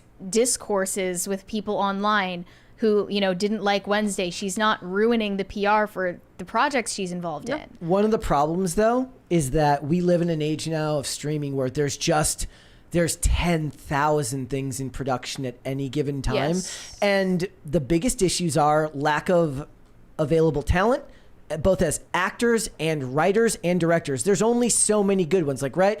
The dudes who did the X-Files go on to do Breaking Bad, who go on to do Better Call Saul. Look, there's only so many of those But why guys. aren't there any new ones? This is actually a very big problem with like video games and more specifically anime with dubbing, because there is a small set of voice actors and they do project after project after project, and then you only have the same maybe 100 people doing voice acting and they're not hiring anybody else. It's a major joke in the video game industry with Troy Baker, because he voices everyone. Like, he's voicing the new Indiana Jones in the new game that comes out in December. Like, he voices literally everybody. And if you don't know the name who or the voice, you go, oh, it's probably Troy Baker. This is a major issue. By the way, somebody thought I was talking about Chris Carter. No, Vince Gilligan. He was a head writer on the X-Files, Yes. who went on to do Breaking Bad. But all of those James But like, Bond. where is the millennial or Gen Z Vince Gilligan? Like, does that person exist, or are they just too like? Ryan Coogler would be a good example of a director right now. Look, you saw the trailer for Sinners last night, I thought that actually looked pretty interesting. There were supposed to be vampires. I didn't see any damn vampires in the trailer. Well, you kind of saw like these creatures moving forward, but that was it. But the point is like, a lot of the best television shows that you're going to watch, that creator has a long track record of successful projects.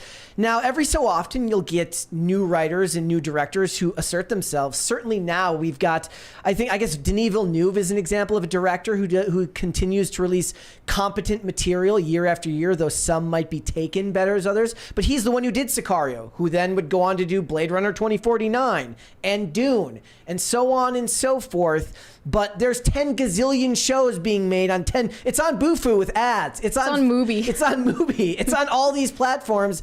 You don't got, like, I always point out, person of interest. Reset the counter. Set it back Brother to of Chris Nolan, Jonathan Nolan, who would then go on to do Westworld, and then after that go on to do Fallout. Yeah. You get what you pay for when you hire writers and directors. Crashed and burned. Yeah, but they got a good first season out of it. So. Okay, let's stop torturing ourselves with this, and we're going to finish up the super chats for the day. Shane H. Wilder said, oh, I want to wish a happy birthday to my mom. I told her about the show, so she watches off and on and thinks Brett is funny and Mary is a sweethart. That's the first time I've ever heard that. Sure that wasn't... Thanks, Shane H. Wilder's mom. Glad you think so. Glad to know that I'm funny to at least one person. I think you're funny. Thank you. Potatoes for Seamus said, Shane H. Wilder lying. And he said, never potatoes. Lying is a sin. I believe it. I'm a sweetheart. Potatoes for Seamus said Shane H. Wilder is absolved of any wrongdoing ever. He's a wholesome chunkus. Corey Anderson said, could have sworn they said the guest was Vera Drew. Oh well, Vera is hot, not Vera, and an actual woman. So win for the crisis actors, hashtag justice for Mocha. What is a woman? That is a good question. That's such a good question. We'll get back to you on that. We'll circle back. Ryan Edwards said, first time tuning in live. Thanks, Brett, for answering some rollerblading questions for me on Insta. Let's go. Yeah, I looked and he told me that he purchased his first pair of aggressive skates. I hope you have a lot of fun and keep me updated on your when progress. When are you going to teach me?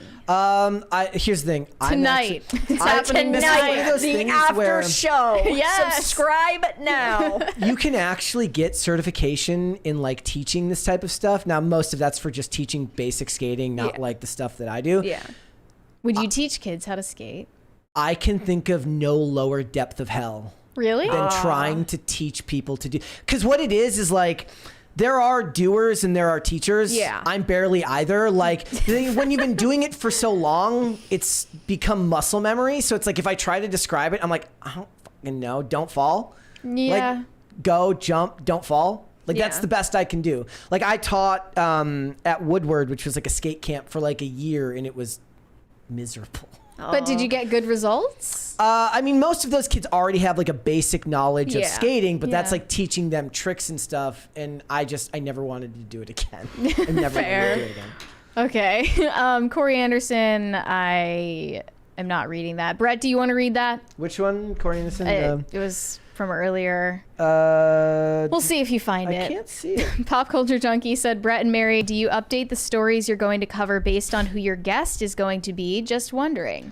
We absolutely do. Yes. Yes. I mean, there are definitely days where, like, at least during the week, where we try to, when it's just me and Mary, it's basically one big inside joke. Yeah. Meaning it's a lot of the inside baseball in these industries, but then when it's a guest, it's like, hey, look at this stupid story that happened in the news. Everybody can have an opinion on that, because you don't want to just drop them in with something that they have no knowledge on. Now, that does happen, but we try to avoid But it. if we're inviting like Vera on the show, we're not going to be... I'm a 4-time vet, so I'm basically a fixture Yeah, here. We're not like, hey, Vera, how do you feel about Ariana Grande? Yeah, that's not really your bag. Her and her stupid ponytail. I will read the super chat. Corey Anderson said, when ladies hug, they smoosh their boobs together. That is... That's how it happens. And I said smoosh, not smush.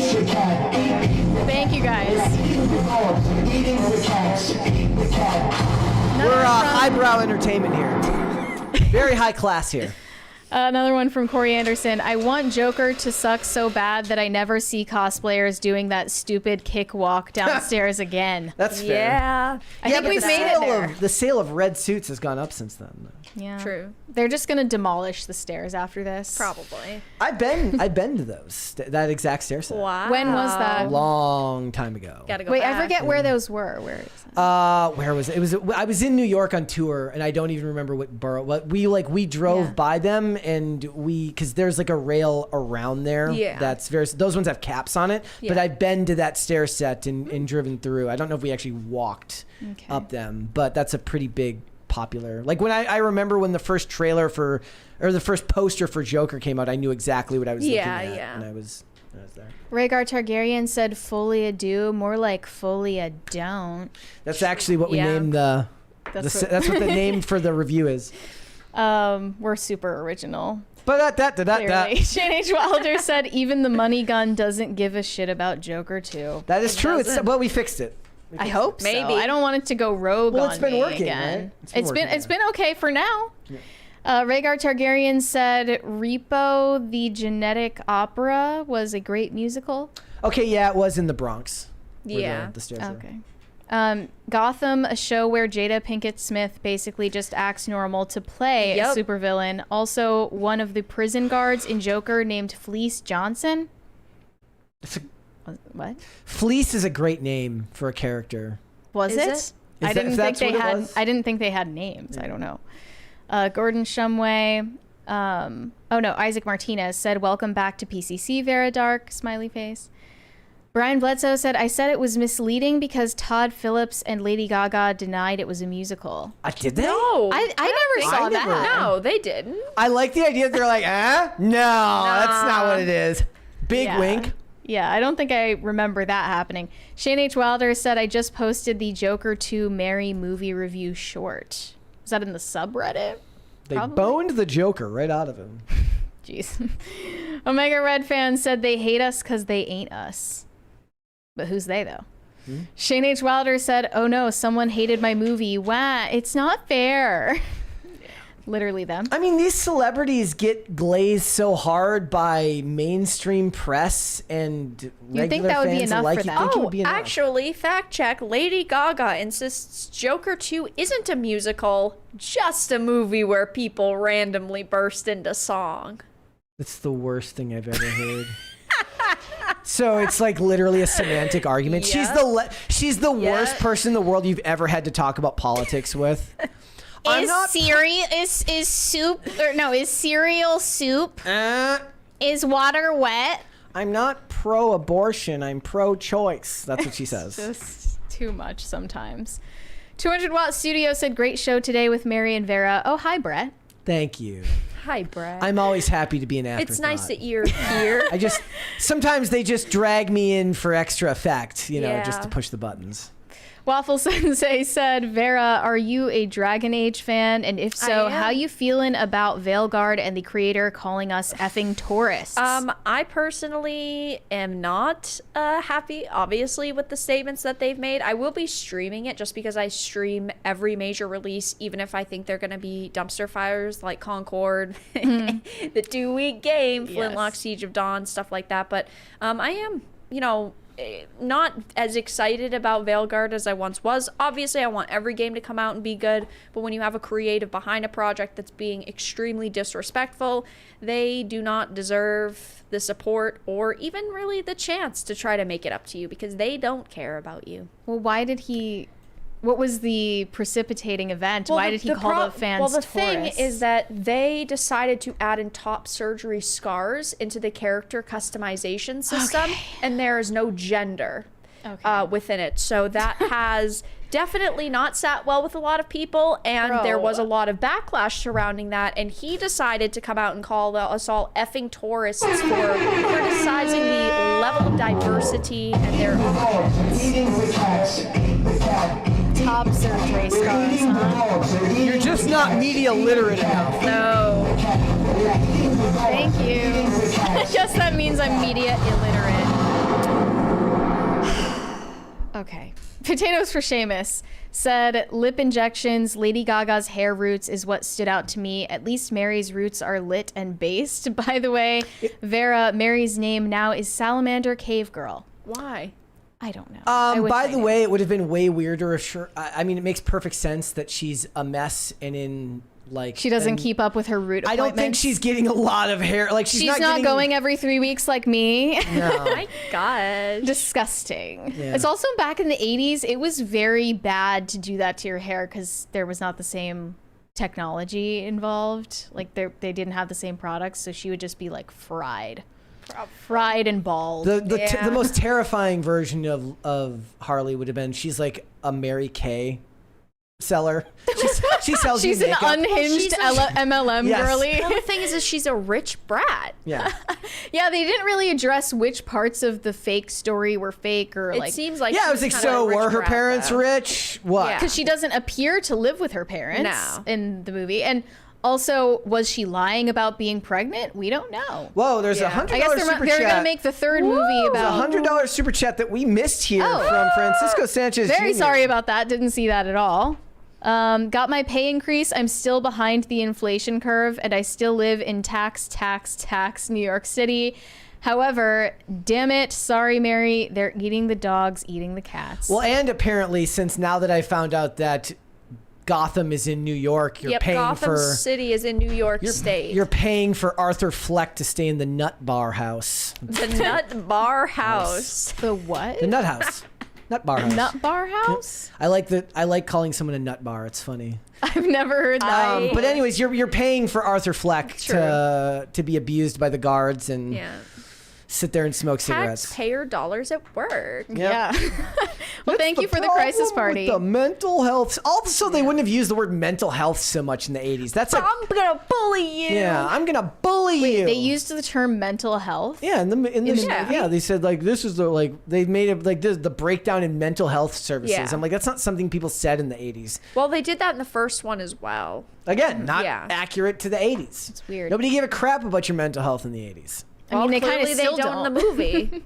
True. The Rumbling said, this is like The Boys. First 2 seasons followed the comics and was good, but then Seth Rogen added in his politics and destroyed the last 2 seasons. This happens with a lot of products now, and it is very, very sad. You know what the best thing you can do? Just get out. See, I have something going for me, which is that I have no. You're non-committal. I have no You're an desire. F-boy when it comes to TV shows. Yes. I don't have a completionist bone in I my do. body. Like if something's bad, like I could be 2 episodes before the series finale. If I don't like it, I just stop. I can't do it. I have to watch the full show. I have to watch the full movie. It's only fair if it's like the journalist argument. If I am going to talk about it online, I should be the one playing it or watching it in its entirety. Well, these aren't like I'm not gonna like not review. Like if we're reviewing a movie, I'm not gonna. But like, But I'm saying even if it's a show that I personally want to watch, I'll still watch it in its entirety. Did you watch Shogun?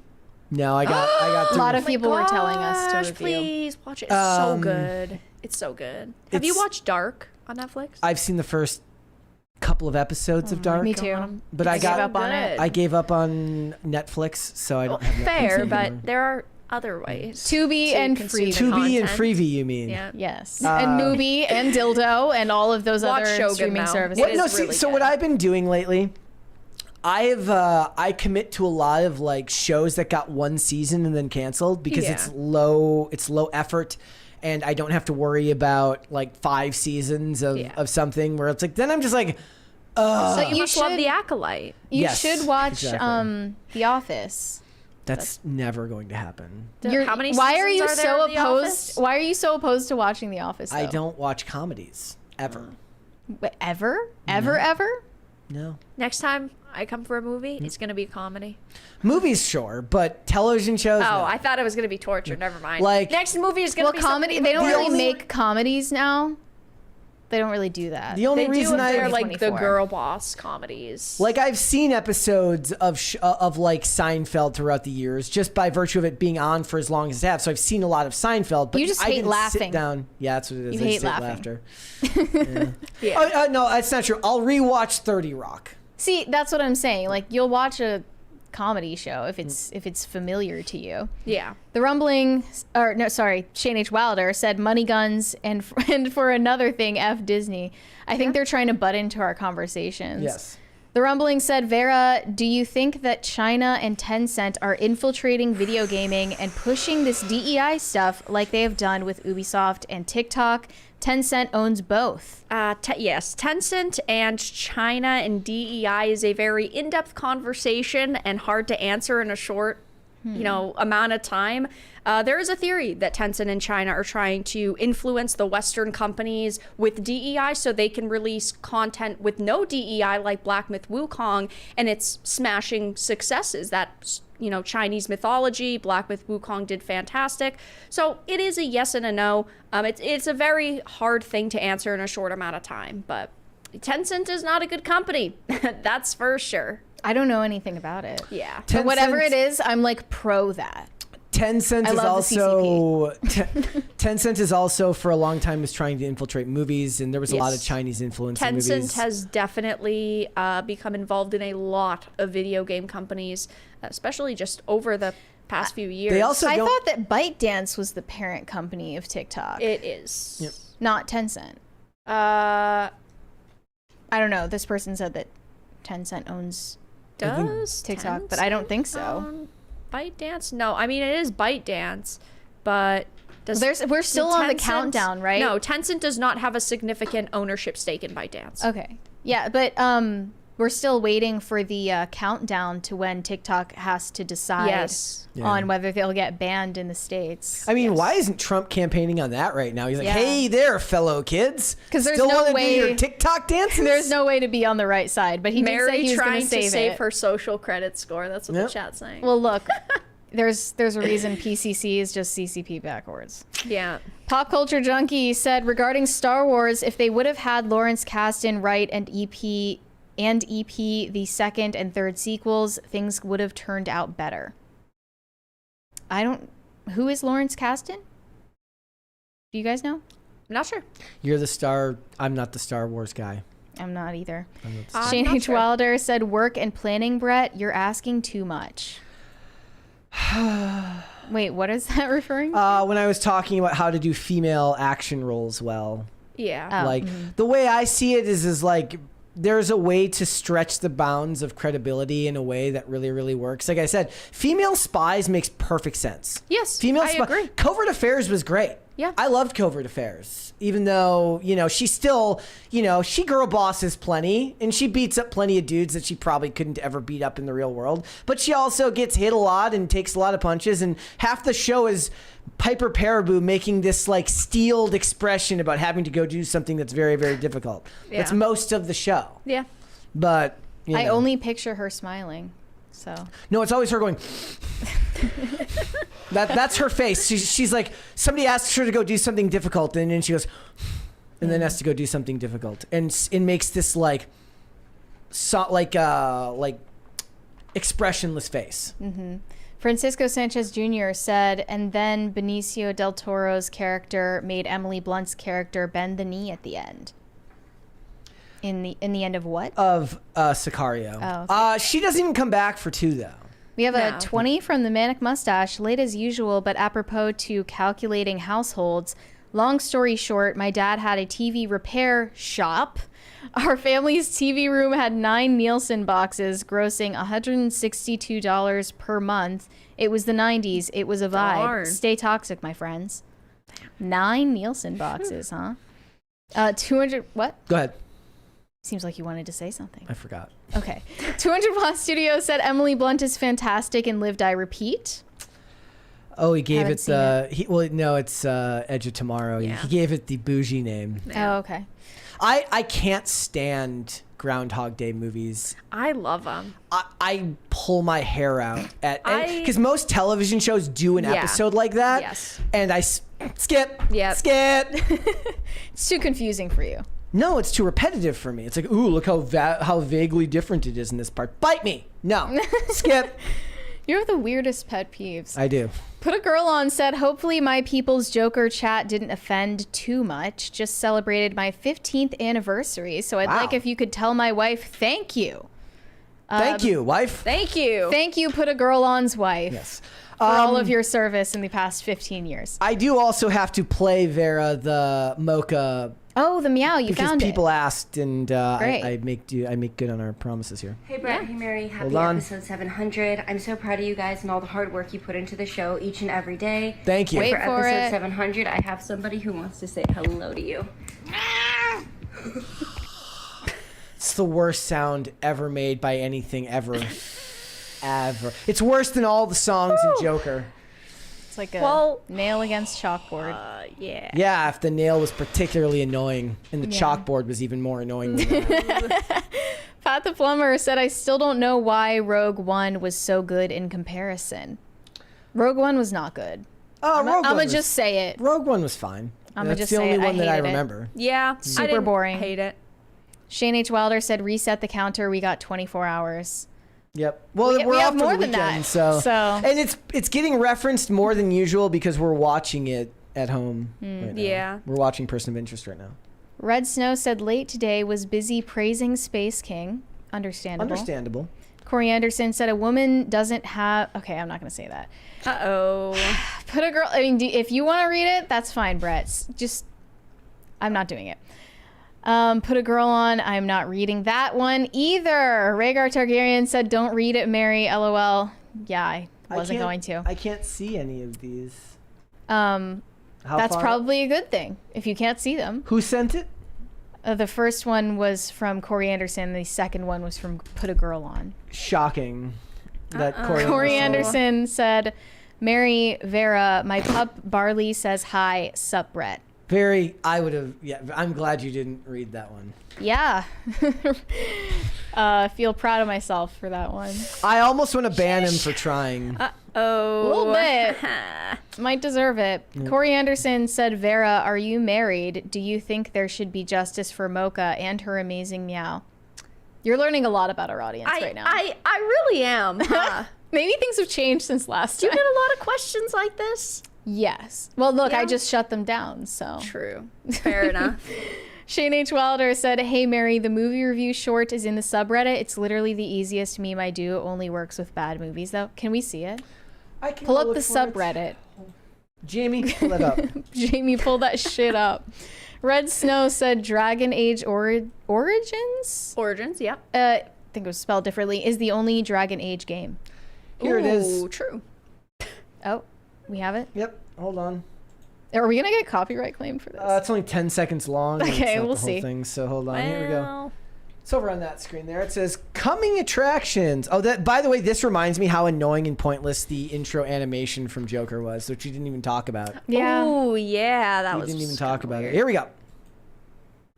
Why isn't it playing? Audio not playing. Oh.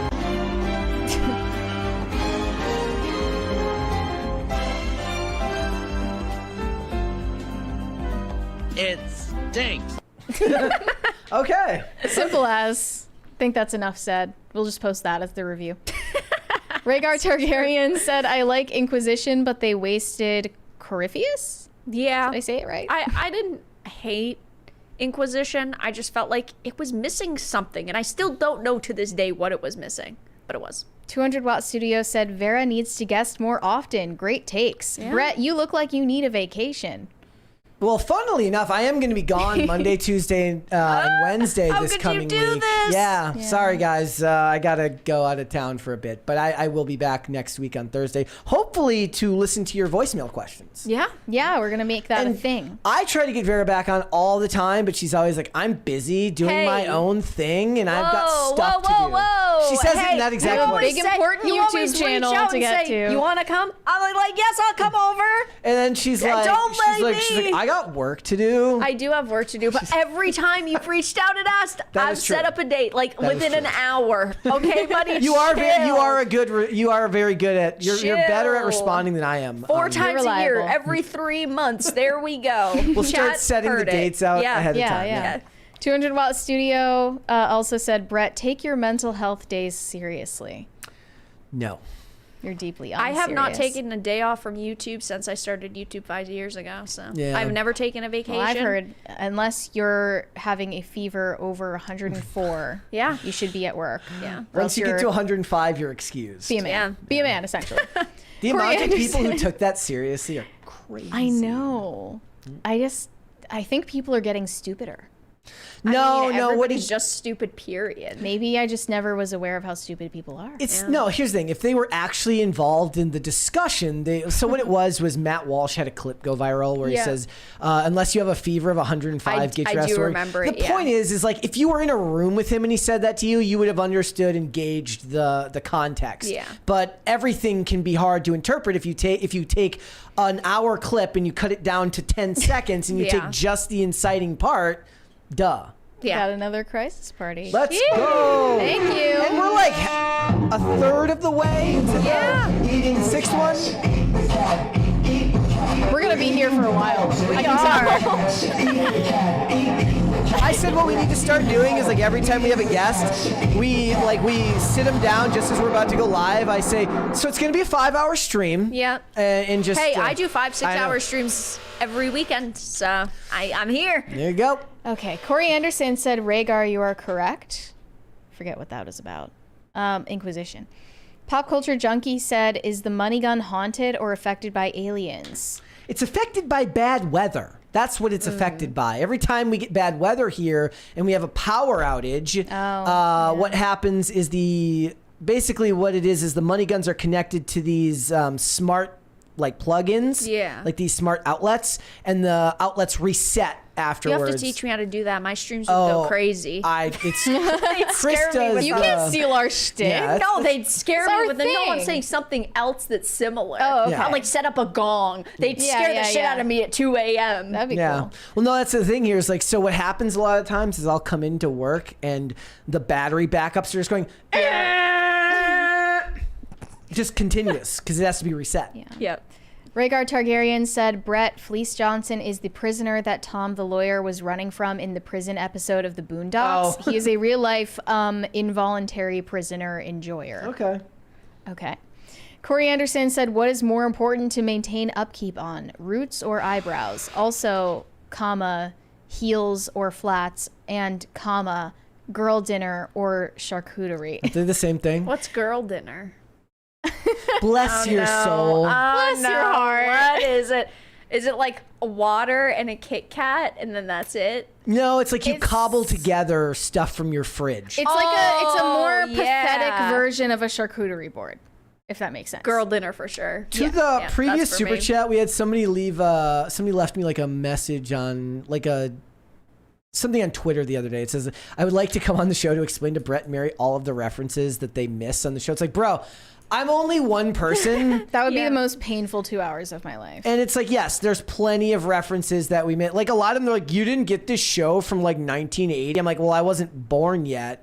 And because I was born in 1986, I believe it or not, I wasn't watching much TV. Hey, I was born in 1998 and I wasn't watching much of that TV either, so there's still a lot of backlog I have to get through. And like all the stuff that I love is actually stuff that I didn't watch when I was young, right? Yeah. So most of the shows that I love are from like I'm going through right now, and I've been watching Walker Texas Ranger. Ooh, So yeah. based, it's awesome. It is good. The point is it's from when I was a kid, right? I would have never Yeah. watched. It would have been lame to watch when I was a Well, kid. right. Now it's awesome. Because it's ironic. No, it's not even ironic. No? Like, bro, there is like more, like there's more love for America in one episode of Yes. Walker, Texas Ranger than in anything in Hollywood in the last 20 years. 100%. Yeah. Corey Anderson said, ladies, your jawlines are very Chungus. Wow, thank you. Chungus is a good thing. He also said, Mary, you should go on Gay Mermaids. Doesn't really work with the schedule right now. True. But I would consider it for sure. Francisco Sanchez Jr. said, let's start a campaign where Brett and Mary watch The Brutalist, not because it is yet another movie in the World War II sphere, but because it is 3 hours and 35 minutes long. No campaign. Immediately no. No. Just Immediately no. Just no. I mean, actually, no. Mary likes to watch things at 2 times speed. Can we do that? Ooh, I do like doing that too. Have you ever watched Titanic? I've seen Titanic. Oh. In 2 times speed? When I was young and my attention span wasn't Yeah. destroyed from brain Like, rot. damn, they're like- flying at that iceberg. That would be good. There's a lot of movies that would be significantly more hilarious. Yeah. 200 Watt Studio said Lawrence Kasdan wrote Empire Strikes Back, Raiders of the Lost Ark. He said it in all caps, so I assume you're yelling at me. Please be nice. I do still love the Indiana Jones movies, but again, before my time, so I don't have like deep knowledge of like the writing process and all of the stuff. But Oh, yeah. I do love, I would rather, if I'm going to rewatch movies, I'm rewatching Indiana Jones before I'll ever watch Star Wars again. Yeah. Me personally. The Rumbling said, Vera, best Halloween movie? Mine is The Frighteners. Obviously, The Shining, Reanimator, The Fly, Beyond. I don't think I could think of any more off the top of my head. Those are just like my smash hits. I hate The Shining. What? Hate it. With a passion. I might be gay if I don't like The Shining, but I Jack I Nicholson's hate son it. is in the new Smile. Yeah. You know, they hired him just so that he could do that poster. Yeah, but like I'm down for it. Yeah. You've got me interested. It's a gimmick. I get it. Okay. Corey Anderson said, Vera, why is the Stanley Parable most well-written game in the last 20 years? How do you feel about the Horizon Zero Dawn PS5 upgrade? I think the PS5 upgrade is extremely scummy because they are either having you pay $10 more to upgrade to the remaster, but they're raising the price of the base game, which I think is super scummy and not surprising by Sony. And I don't remember the other part of the question. I've never played Stanley Parable, so okay. I apologize to everybody in chat who's Hey, Vera, disappointed with why me. is my opinion about this objectively correct? Yeah. You know what? You are correct. Yeah, that's a good spirit. The Manic Mustache said, Miss Dark, if you had a red battle panda, RBP, what would you name him and why? Follow up, what should Mary name her RBP? Stay toxic, my friends. I don't know if this is a reference to something. Red battle pandas. We have a gentleman in the chat who's currently breeding red battle pandas. And I don't know exactly what that means. Neither do I. But I don't they're- know, but if it's red, Radon or Melania. And yeah, because those are just Elden Ring names. And I would name it they're red Verdant because characters. it's green. Because Verdant is green, which would make it ironic. Wow. I would That's smart. name it Oliver Anthony. Wow. That's awesome. Wow, that was like a blast. No, I would name it Chapel Roan. There you go. There's the next famous redhead. I do not fuck with her. Really? I Why? do not. I don't know. Brett kind of does. I do not. I'm sorry. I stand. She's got one song. I don't care about her music. She She's has other hilarious. songs? Like what? What song were you referring to? I don't know. I'm just saying she's got What's like the that, one song? That one song is like the Pink Pony Club or whatever. What? Yeah, that's like her one song. Never heard of that. That's like her one song. I don't really listen to her music. I don't listen to her music. Brett at just really all. likes her personality. But because social media is my job, I see so many different people and Yeah, it's probably me over here standing for how whiny she is. I'm like, man, you know when people say beggars can't be choosers? True. She's like, nah. yeah. F that. She's like, nah. We have another 20 from Gordon Shumway. Brett, I feel you with the watching old TV shows and liking them better. For me, it's Barney Miller. Used to watch it with my dad when I was very young. Thought it was it was boring. Now watching it, I realize it's hilarious. No, like I go through there's sometimes I hit the limit. I tried watching Robin of Sherwood, which is from it's like a Robin Hood show from like 1971, and it's just I can't even tell what the hell's going on. The camera's out of focus. It's like they didn't remaster it, and I usually like that. Like the best thing you can show me is when I watch a show and it's still in 4:3 aspect ratio. Let's frickin' go. Yeah. But it doesn't have to be that old. I'm rewatching Haven right now from 2010. And it's a lot of fun. And those also, the more Canadian a show is, it's objectively better. Wow. Wow. Good taste. Some real second love for the Frostbacks. When they're like protest, when they're pronouncing all their O's, it's the best. We have another 20 from Waffles Sensei. The problem with Inquisition is that the game was so big, but the side quests were so meaningless, and Corypheus is actually a phenomenal villain in the lore, but he was portrayed in such a painfully forgettable light. True, though. 100% I don't know agree. anything about this game. I've been trying to watch this show so back in 2015, I was very poor. Yeah. Right? And I could not afford streaming services of any sort. So all I had was Wi-Fi, and I had to, find entertainment through other means. Tubi in 2015. And there was this show that was coming out. This is what I mean by Canadian television. There was this show called Detective McLean, but it wasn't called that at the time. It was called Ties That Bind, which was essentially like a Hallmark detective show. Yeah. And the best part is it's supposed to be Seattle. And everybody outside of the main star of the show, which is Kelly Williams, who's a notable American actress, it's just every Canadian actor you've ever seen. Like Jason Priestley shows up in episode 3.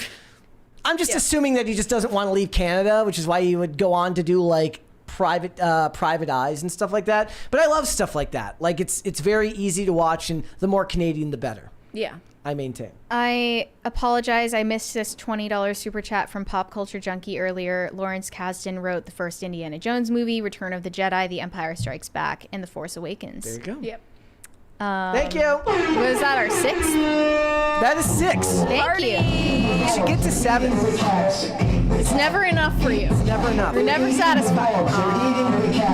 I'm like the executives over at Warner Brothers. Sorry, $55 million budget, $1 billion. No, we have to make a sequel. Yep. Courier626 said this is a gift, not a gratuity, and is non-taxable. Perfect. Thank you. Put a girl on said, I still love you guys. Well, just don't try to make us say bad words. True. If you love us. Red Snow said, when are you going to put a bear on? First you ask for battle pandas, now you want bears? Are pandas bears? They are bears. Yes. Yeah. Panda bear, yeah. Yeah. Corey Henderson said, why are farts funny? I think you've asked us this before, so we're skipping that. Is Space King an intergalactic space bear overlord? Yes. I'm just going to say yes. Confident. Yes. Love that. Red Snow said, at Corey Anderson, you're almost there. I don't know what that means. Wow. Shane H. Wilder said, literally, I have a template for the Mary movie reviews. I just drop in the logo and trailer, kill the audio of the trailer, and hit export, LOL. I mean, that's pretty much my opinion on most of the movies we review. Yeah. Stun Fun 1 said, whatever ye shall do, do not fall for the riz of one Chairman Meow. Are there photoshops of like Chairman Mao as a cat? Chairman Meow. High Voltage 75 said, to cleanse your palates of Joker slop, you guys should go watch and review Terrifier 3 next week. I saw that people, they do this thing now on Twitter anytime a Terrifier movie comes out, where they talk about people were throwing up and leaving the movie early. Everyone left in the hearing first that. 30 seconds. Everybody kept leaving. I don't care. Yeah. Like horror movies don't really interest me all that much. They never really have. I liked slashers back in the 90s when I was a kid, but otherwise. Have other horror movies left an impact on you where you felt like disturbed afterwards? No. I mean, one of the funny things, one of the best ways to get over it is to follow Twitter accounts that just post random gruesome deaths from movies, because then it takes the mystery, because most of the heavy lifting in a scene like that is done by the music, the sound design, and the build up in the way that they finish the shot, right? It's not about the head exploding, it's about the tension that leads up to the bad thing happening. One of the best examples of a great scene, if you want to, remove that notion from your head, just watch the scene in Jason Takes Manhattan where the dude just hits Jason with body blows for 5 minutes on top of the building, and Jason just knocks his head off. It's great. It's fantastic. It's a bit of a spoiler. Yeah. Well, I mean, How could you Wait, spoil this for us? You're talking I'm about kidding, spoiling Joker, I'm about how you don't But care about that's, like, spoiling I don't Joker. view that as a horror movie. You know? but it's still. It's I only still a view like the violent really scene. psychological movies as true horror. Right. But One The of- Shining, weirdly enough, I didn't find it scary at all. It was just weird. I thought and Shining was boring. great. I don't know. I don't know. Just One of me. my favorite scenes in a movie in the last couple of, well, actually, it's like 10 years ago now. In John Wick 1, and this is still to me a continuity error, when he's in the bathhouse and he punches the dude in the throat and then he covers his mouth and he puts the switchblade up under the dude's neck. I'm like, how did no blood get on his shirt? Yeah. That doesn't seem real to me. Don't It's question it. not. Yeah. Red Snow said, just for the panda, praise be to Crimson Space King. I don't know what any of you are talking about.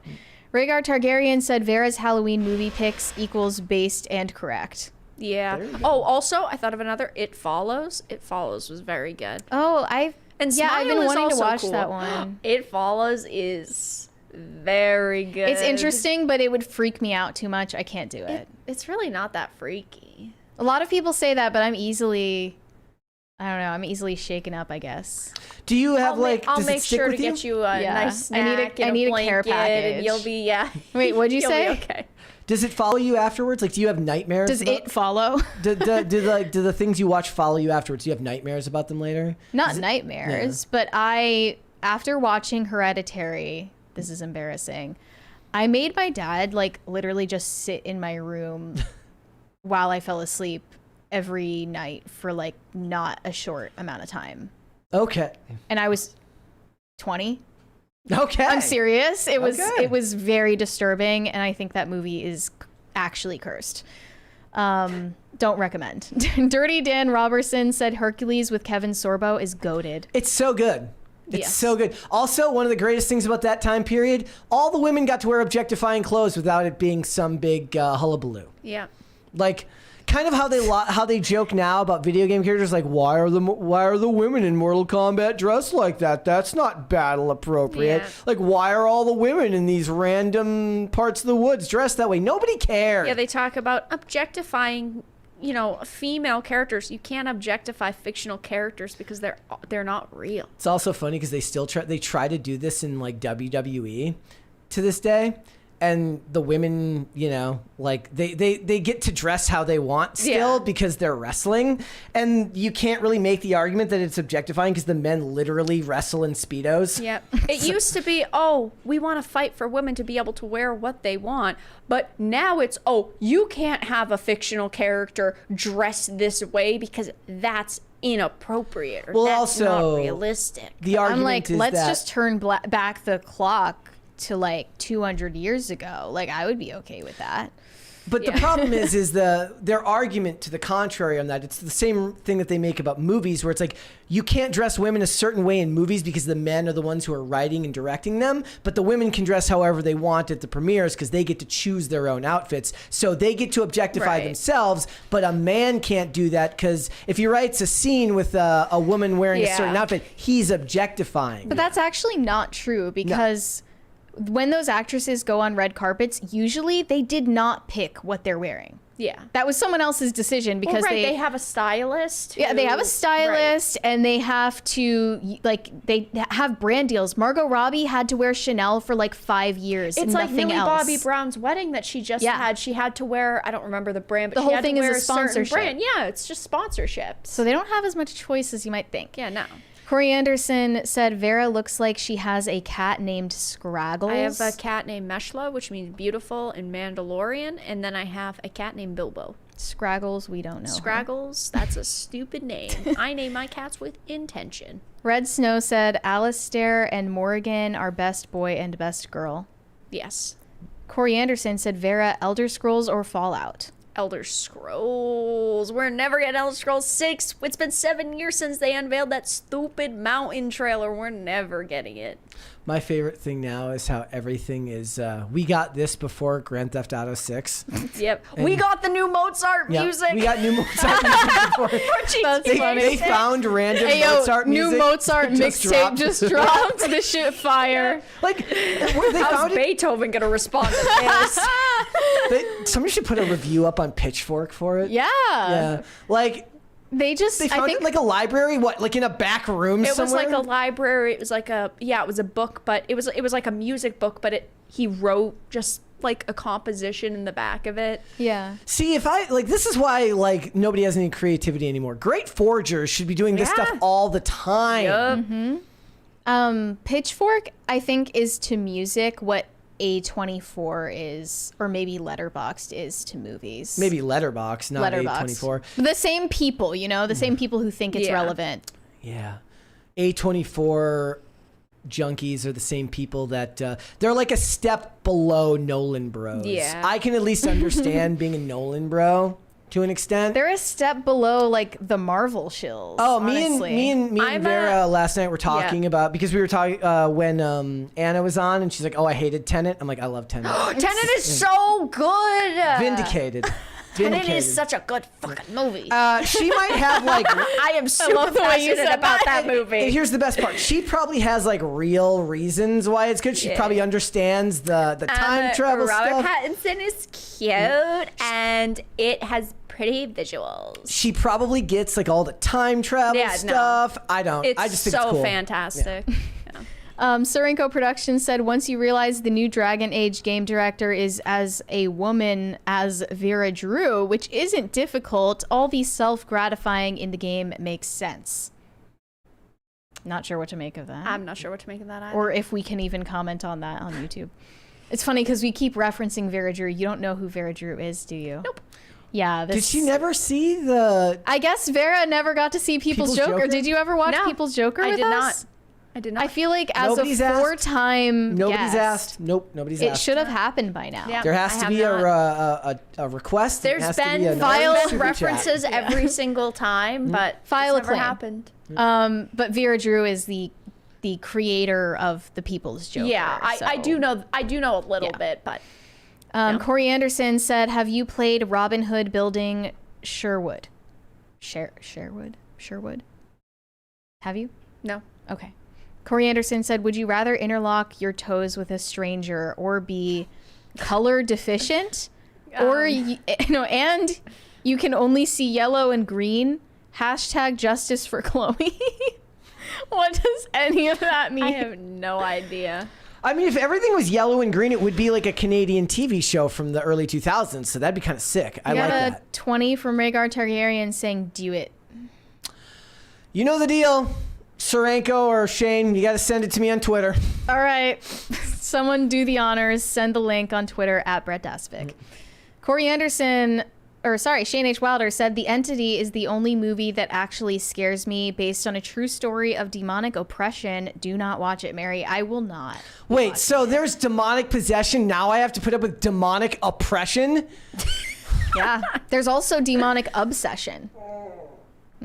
Poor Brett. Lots of demonic activity out Where there. do ghosts fall on the critical theorist scale? Like on the Is there ghost privilege? in the oppression Olympics, where do 'Cause they're ghosts white. fall? Okay, they're so they're white. at the bottom, like Yeah. with me as the white I'd guy. assume. Okay. Yeah. Poor Brett. High Voltage 75 said, "Miss Dark, any spooky gameplays planned for this month? Silent Hill 2, perhaps?" I am going to be streaming Silent Hill 2 starting on Sunday, 7 p.m. Eastern on my channel. I'll be doing a full playthrough. Unfortunately, there are a lot of games releasing this month because I was originally going to stream Bloodborne, but I'm not going to have time to do that. So I'm going to be playing Silent Hill 2. I'm thinking of the Damned remake. I'm not exactly sure, though.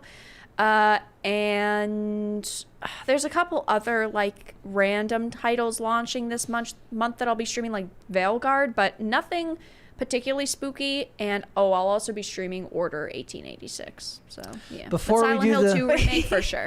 Before we do the 20s, I have to direct everyone's attention to the monitor so that you two can see We'll get to you guys. the People's Joker. Yep, I'm so here. Here we Alright. go, guys. Vera's gonna love this. I'm ready.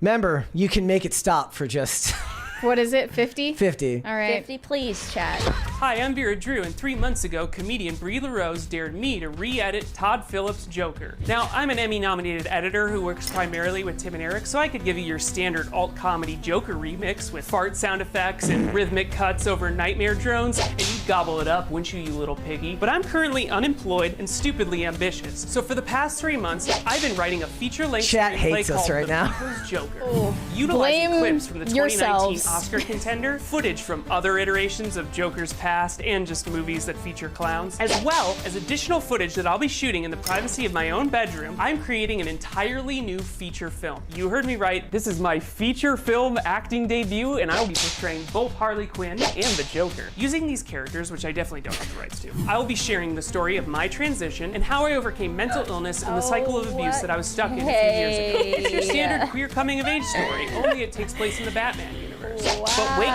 that's not all. I'm a huge fan of Suicide Squad, so the People's Joker will So it's not just only me be and the Vera first film Drew. to feature a trans woman playing the Joker, it will also prominently feature Jared Leto's I think you should have seminal gotten a role. portrayal of the clown prince of crime. And no, I don't have his permission to use his likeness. I plan on using deepfakes, but the way I see it, this can be his way of apologizing to the trans community for Dallas Buyers Club. Plus, Jared, baby, look, everybody knows you were pissed Todd didn't cast you in his Joker. Don't sue me, be in mine.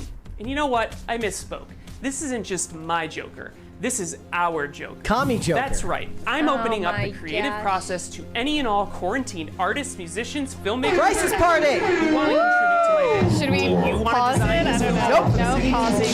Joker.com. All right, don't have to listen to it. Small town boy with singing, playing over a whole vaulting style about the projects that I was engaging in my early 20s.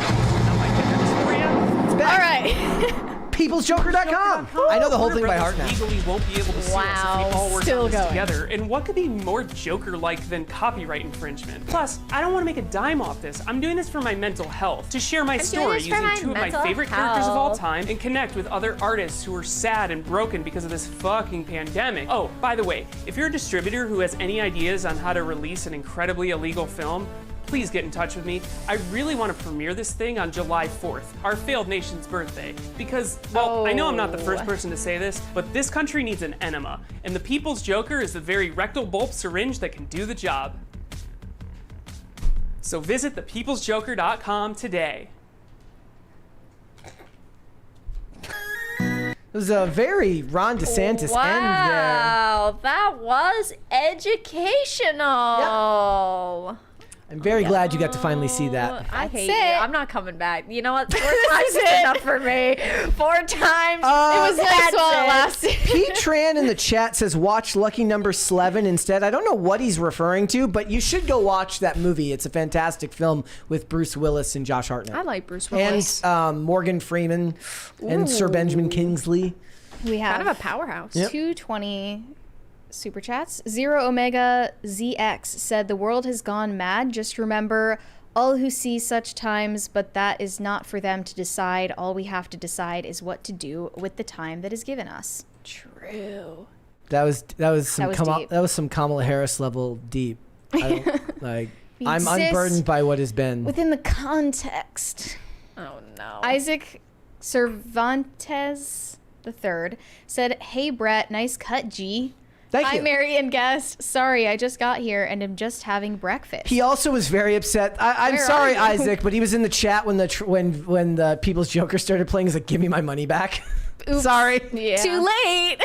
Sorry, bud. But thank Too you, late, buddy. And thank you. I will let my the person who cuts my hair know that she did a good job. I like your cut, G. G, I want to thank you. slap you on the head now. Thank I you. kind of want to slap Brett for not getting that other super chat reference. Which one? The one that you just called the Kamala one. I didn't. It was from Gandalf. Oh. I kind of want to slap you for that one. I've only seen Lord of the Rings once each. Once each. You know, Brett, I'm losing a lot of respect for you now. Well, I don't think I've watched them, at least not in full. I read them as a kid, so I still Movie need to watch them. marathon. You want to do a gonna movie take, marathon with like, me? Forever. It is. Corey You can bang it out in one Anderson. day, like 12 hours watching all of them. 12 hours. That's not Well, the including the extended Hobbit cuts movies. is 9, and then, well, I guess We're it'd be not more like including 15. Hobbit movies. Well, if we aren't, then that's 10. At Okay. least 10. So you were actually going to include The Hobbit? Yeah, in that? I mean 10 for Lord And of we the have to watch it in Rings. chronological order where we start with the Hobbit movies. If that would make you feel better. None of it would make me Now feel we're not better. watching Rings of None Power, of so it. you don't have to worry about that one. Man. High fantasy just never for me, not beyond just. And most You hate of it, comedy, you hate fantasy. Yeah. What do you like? nothing. No, Brett. Yet somehow I like everything. Actually, Brett is the one who likes everything. Yeah, and I'm that the one is who hates true. everything. We, I we mean- know our place. No, so I did like at one point I did like an analysis of every movie review we've done, and I think I was like 53% of the time I gave positive reviews, Yeah. but it was probably higher than that. I was probably being pretty harsh with how I assumed my critique of the film was. Also, there were ones in there where I gave the Batman an okay review at the time, but certain aspects of it just stuck with me, and I would just never rewatch it because it was so long. I understand. Yeah. I think it's a good movie. Most things, like when the runtime, the only movie that's come out recently in the last couple of years that was that long that I didn't hate was Oppenheimer. Yeah. But not many people have Christopher Nolan's ability to make 3 hours of I love Christopher Nolan. Senate hearings interesting. Yeah, So. that's true. All right, there's a couple more super chats. Yes. Okay. Corey Anderson said Mary's dad sounds like a good dude. Yeah, he is. Tom Leach said Vara's come a long way. Well done. Siren's Storm Tamer forever. Siren With the number Storm 4? Tamer. I don't know what that means. When I think of Siren Storm Tamer, I think like Magic the Gathering. The other thing about it is, like, a lot of times people will drop references in the chat, but Yeah. unless I'm actually talking about something specific, Yeah. it doesn't register with me till later. It happens all the time on here. You have a little epiphany after the Yeah, show. like, well, because a lot, like, especially if it's super chats that are like, call yourself a pop culture podcaster. well, what they think is that you've seen literally everything that's ever been made. And I say, yeah. no, not only have I not seen everything that's ever been made, I have a very narrow realm of focus. So I actually just laugh when you get mad when I haven't seen stuff. Yeah. Sounds like a personal problem. Yeah, it is a personal problem. Wow. But you're just lying. Yeah. You're just lying about liking Wait, that so- movie. You're just lying about disliking that movie for clout. What movies have we disliked for clout? Has that happened? Wait, is there a movie that we disliked for Have clout? we gotten clout off of disliking Nope. something? Our Yes. movie reviews Yeah. do. Our movie reviews never do super Have we well. gotten clout off of our Velma reviews? Yes. We've gotten clout off of disliking something, but we didn't dislike it for clout. Oh, I mean, I actually kind of like if it were up to me, I would have punished you for making me watch Velma. That's how bad it was. It'd have been like, Was it why- my idea? Oh yeah, it was your idea. Like I never Well, voluntarily what can I watch say? stuff for like. I never voluntarily what watch makes the stuff money. I'm not gonna like by choice. I know what gets clicks here. Chad is saying Brett's a little bitchy today. A little bitchy. That's what the Joker Damn. 2 does. You want to defend yourself or no? No. Okay. The rumbling. Too much work. You don't deserve me at my best. If you can't handle me at my worst, you if you can't handle me at my bitchy post Joker self, you don't deserve me at my I don't even know. Wow. Post Crow Inspirational. review. Yeah. I'm convinced. Yeah. The rumbling said Event Horizon is a top 5 mind-bending horror movie. Thanks. Now I know I'm never going to watch it. And Wow. he also said, Brett, rate Denzel Washington's movie Fallen. I don't think I ever saw Fallen. Okay. Yeah. Sorenko production. I did, however, rewatch The Bone Collector very recently Yeah. with Angelina Jolie. Kind of like, so I've been trying to get through and I never seem to find the time. Like Along Came a Spider and Kiss the Girls with Morgan Freeman. Yeah. And it always feels like one of those things where Kiss the Girls has like a brutal intro to the movie, and it's like I have to be in a certain headspace to watch movies like that, but it calls back to that era of like really, really good thrillers, Yeah. which they don't really make anymore at the studio level. You Yeah. don't get a lot of movies like that, and I wish they did, but Tony Scott's dead, so we don't get Yeah. those movies anymore. R.I.P. Yep. The rumbling, Sorenko Productions said, sorry, I can't hear about your substance abuse issues in your early 20s to numb your gender dysphoria over this crisis party. Let's go. Put a girl on. I mean, I could make my own version of that about all the substance abuse issues I had in my 20s, but it wasn't But not the gender dysphoria. There was no gender dysphoria. I was just Thank making God really for bad that. choices. Look, you can make all sorts of horrible choices that have nothing to do with gender dysphoria. Yeah. That is true. White pill? Yep. Shane H. Wilder said, if you can dodge a wrench, you can dodge a ball. Wow. Okay. Pop Culture Junkie said, great show. I hope you all have a great weekend. Is that your way of saying you're sick of us and you want us to go off the air? Yeah, probably. Thanks a lot. Corey Anderson said, I love to make Mary chuckle with my super chats. Wow. I'm not chuckling. I'm not chuckling. Okay, are we all caught up or are there more? Is that all of them? Just making sure that we got. Oh, to no, the- there was one there's a more couple from more. Brian Bledsoe. Vara, thanks for the fact check. You got fact checked. I don't know what I fact checked, but I appreciate it. All right, 10 guys. cent. Before we, the Yeah, 10 yeah. cent things. Oh, All right. yes. Guys, before we go, would you hit the like button on this video, please, and subscribe to this channel if you unsubscribed because of having to watch The People's Joker again. Resubscribe here now, please and thank you. We appreciate it. We have more. Vera. Oh, you got more there? We have more super chats. Sorenko Productions said, PCC, we have tonal issues. Yes. Shane H. Wilder said, sorry, I just wanted to give a random reference. Thank you. Thank you. Vera, you should let everybody know where they can find you because your channel is blowing up these You days. can find me basically anywhere. YouTube is the platform I put my content up on. I'm a gaming live streamer and entertainment commentator. I'm also over on X. I have a Discord server that anyone's free to join. And I have a couple other platforms that my videos go to, like BitChute, Odyssey, but my main platforms are YouTube and X, so you can find me there. Perfect. You guys can send me validation on Instagram at Mary Archived, or you can send me hate on X. That is also Mary Archived.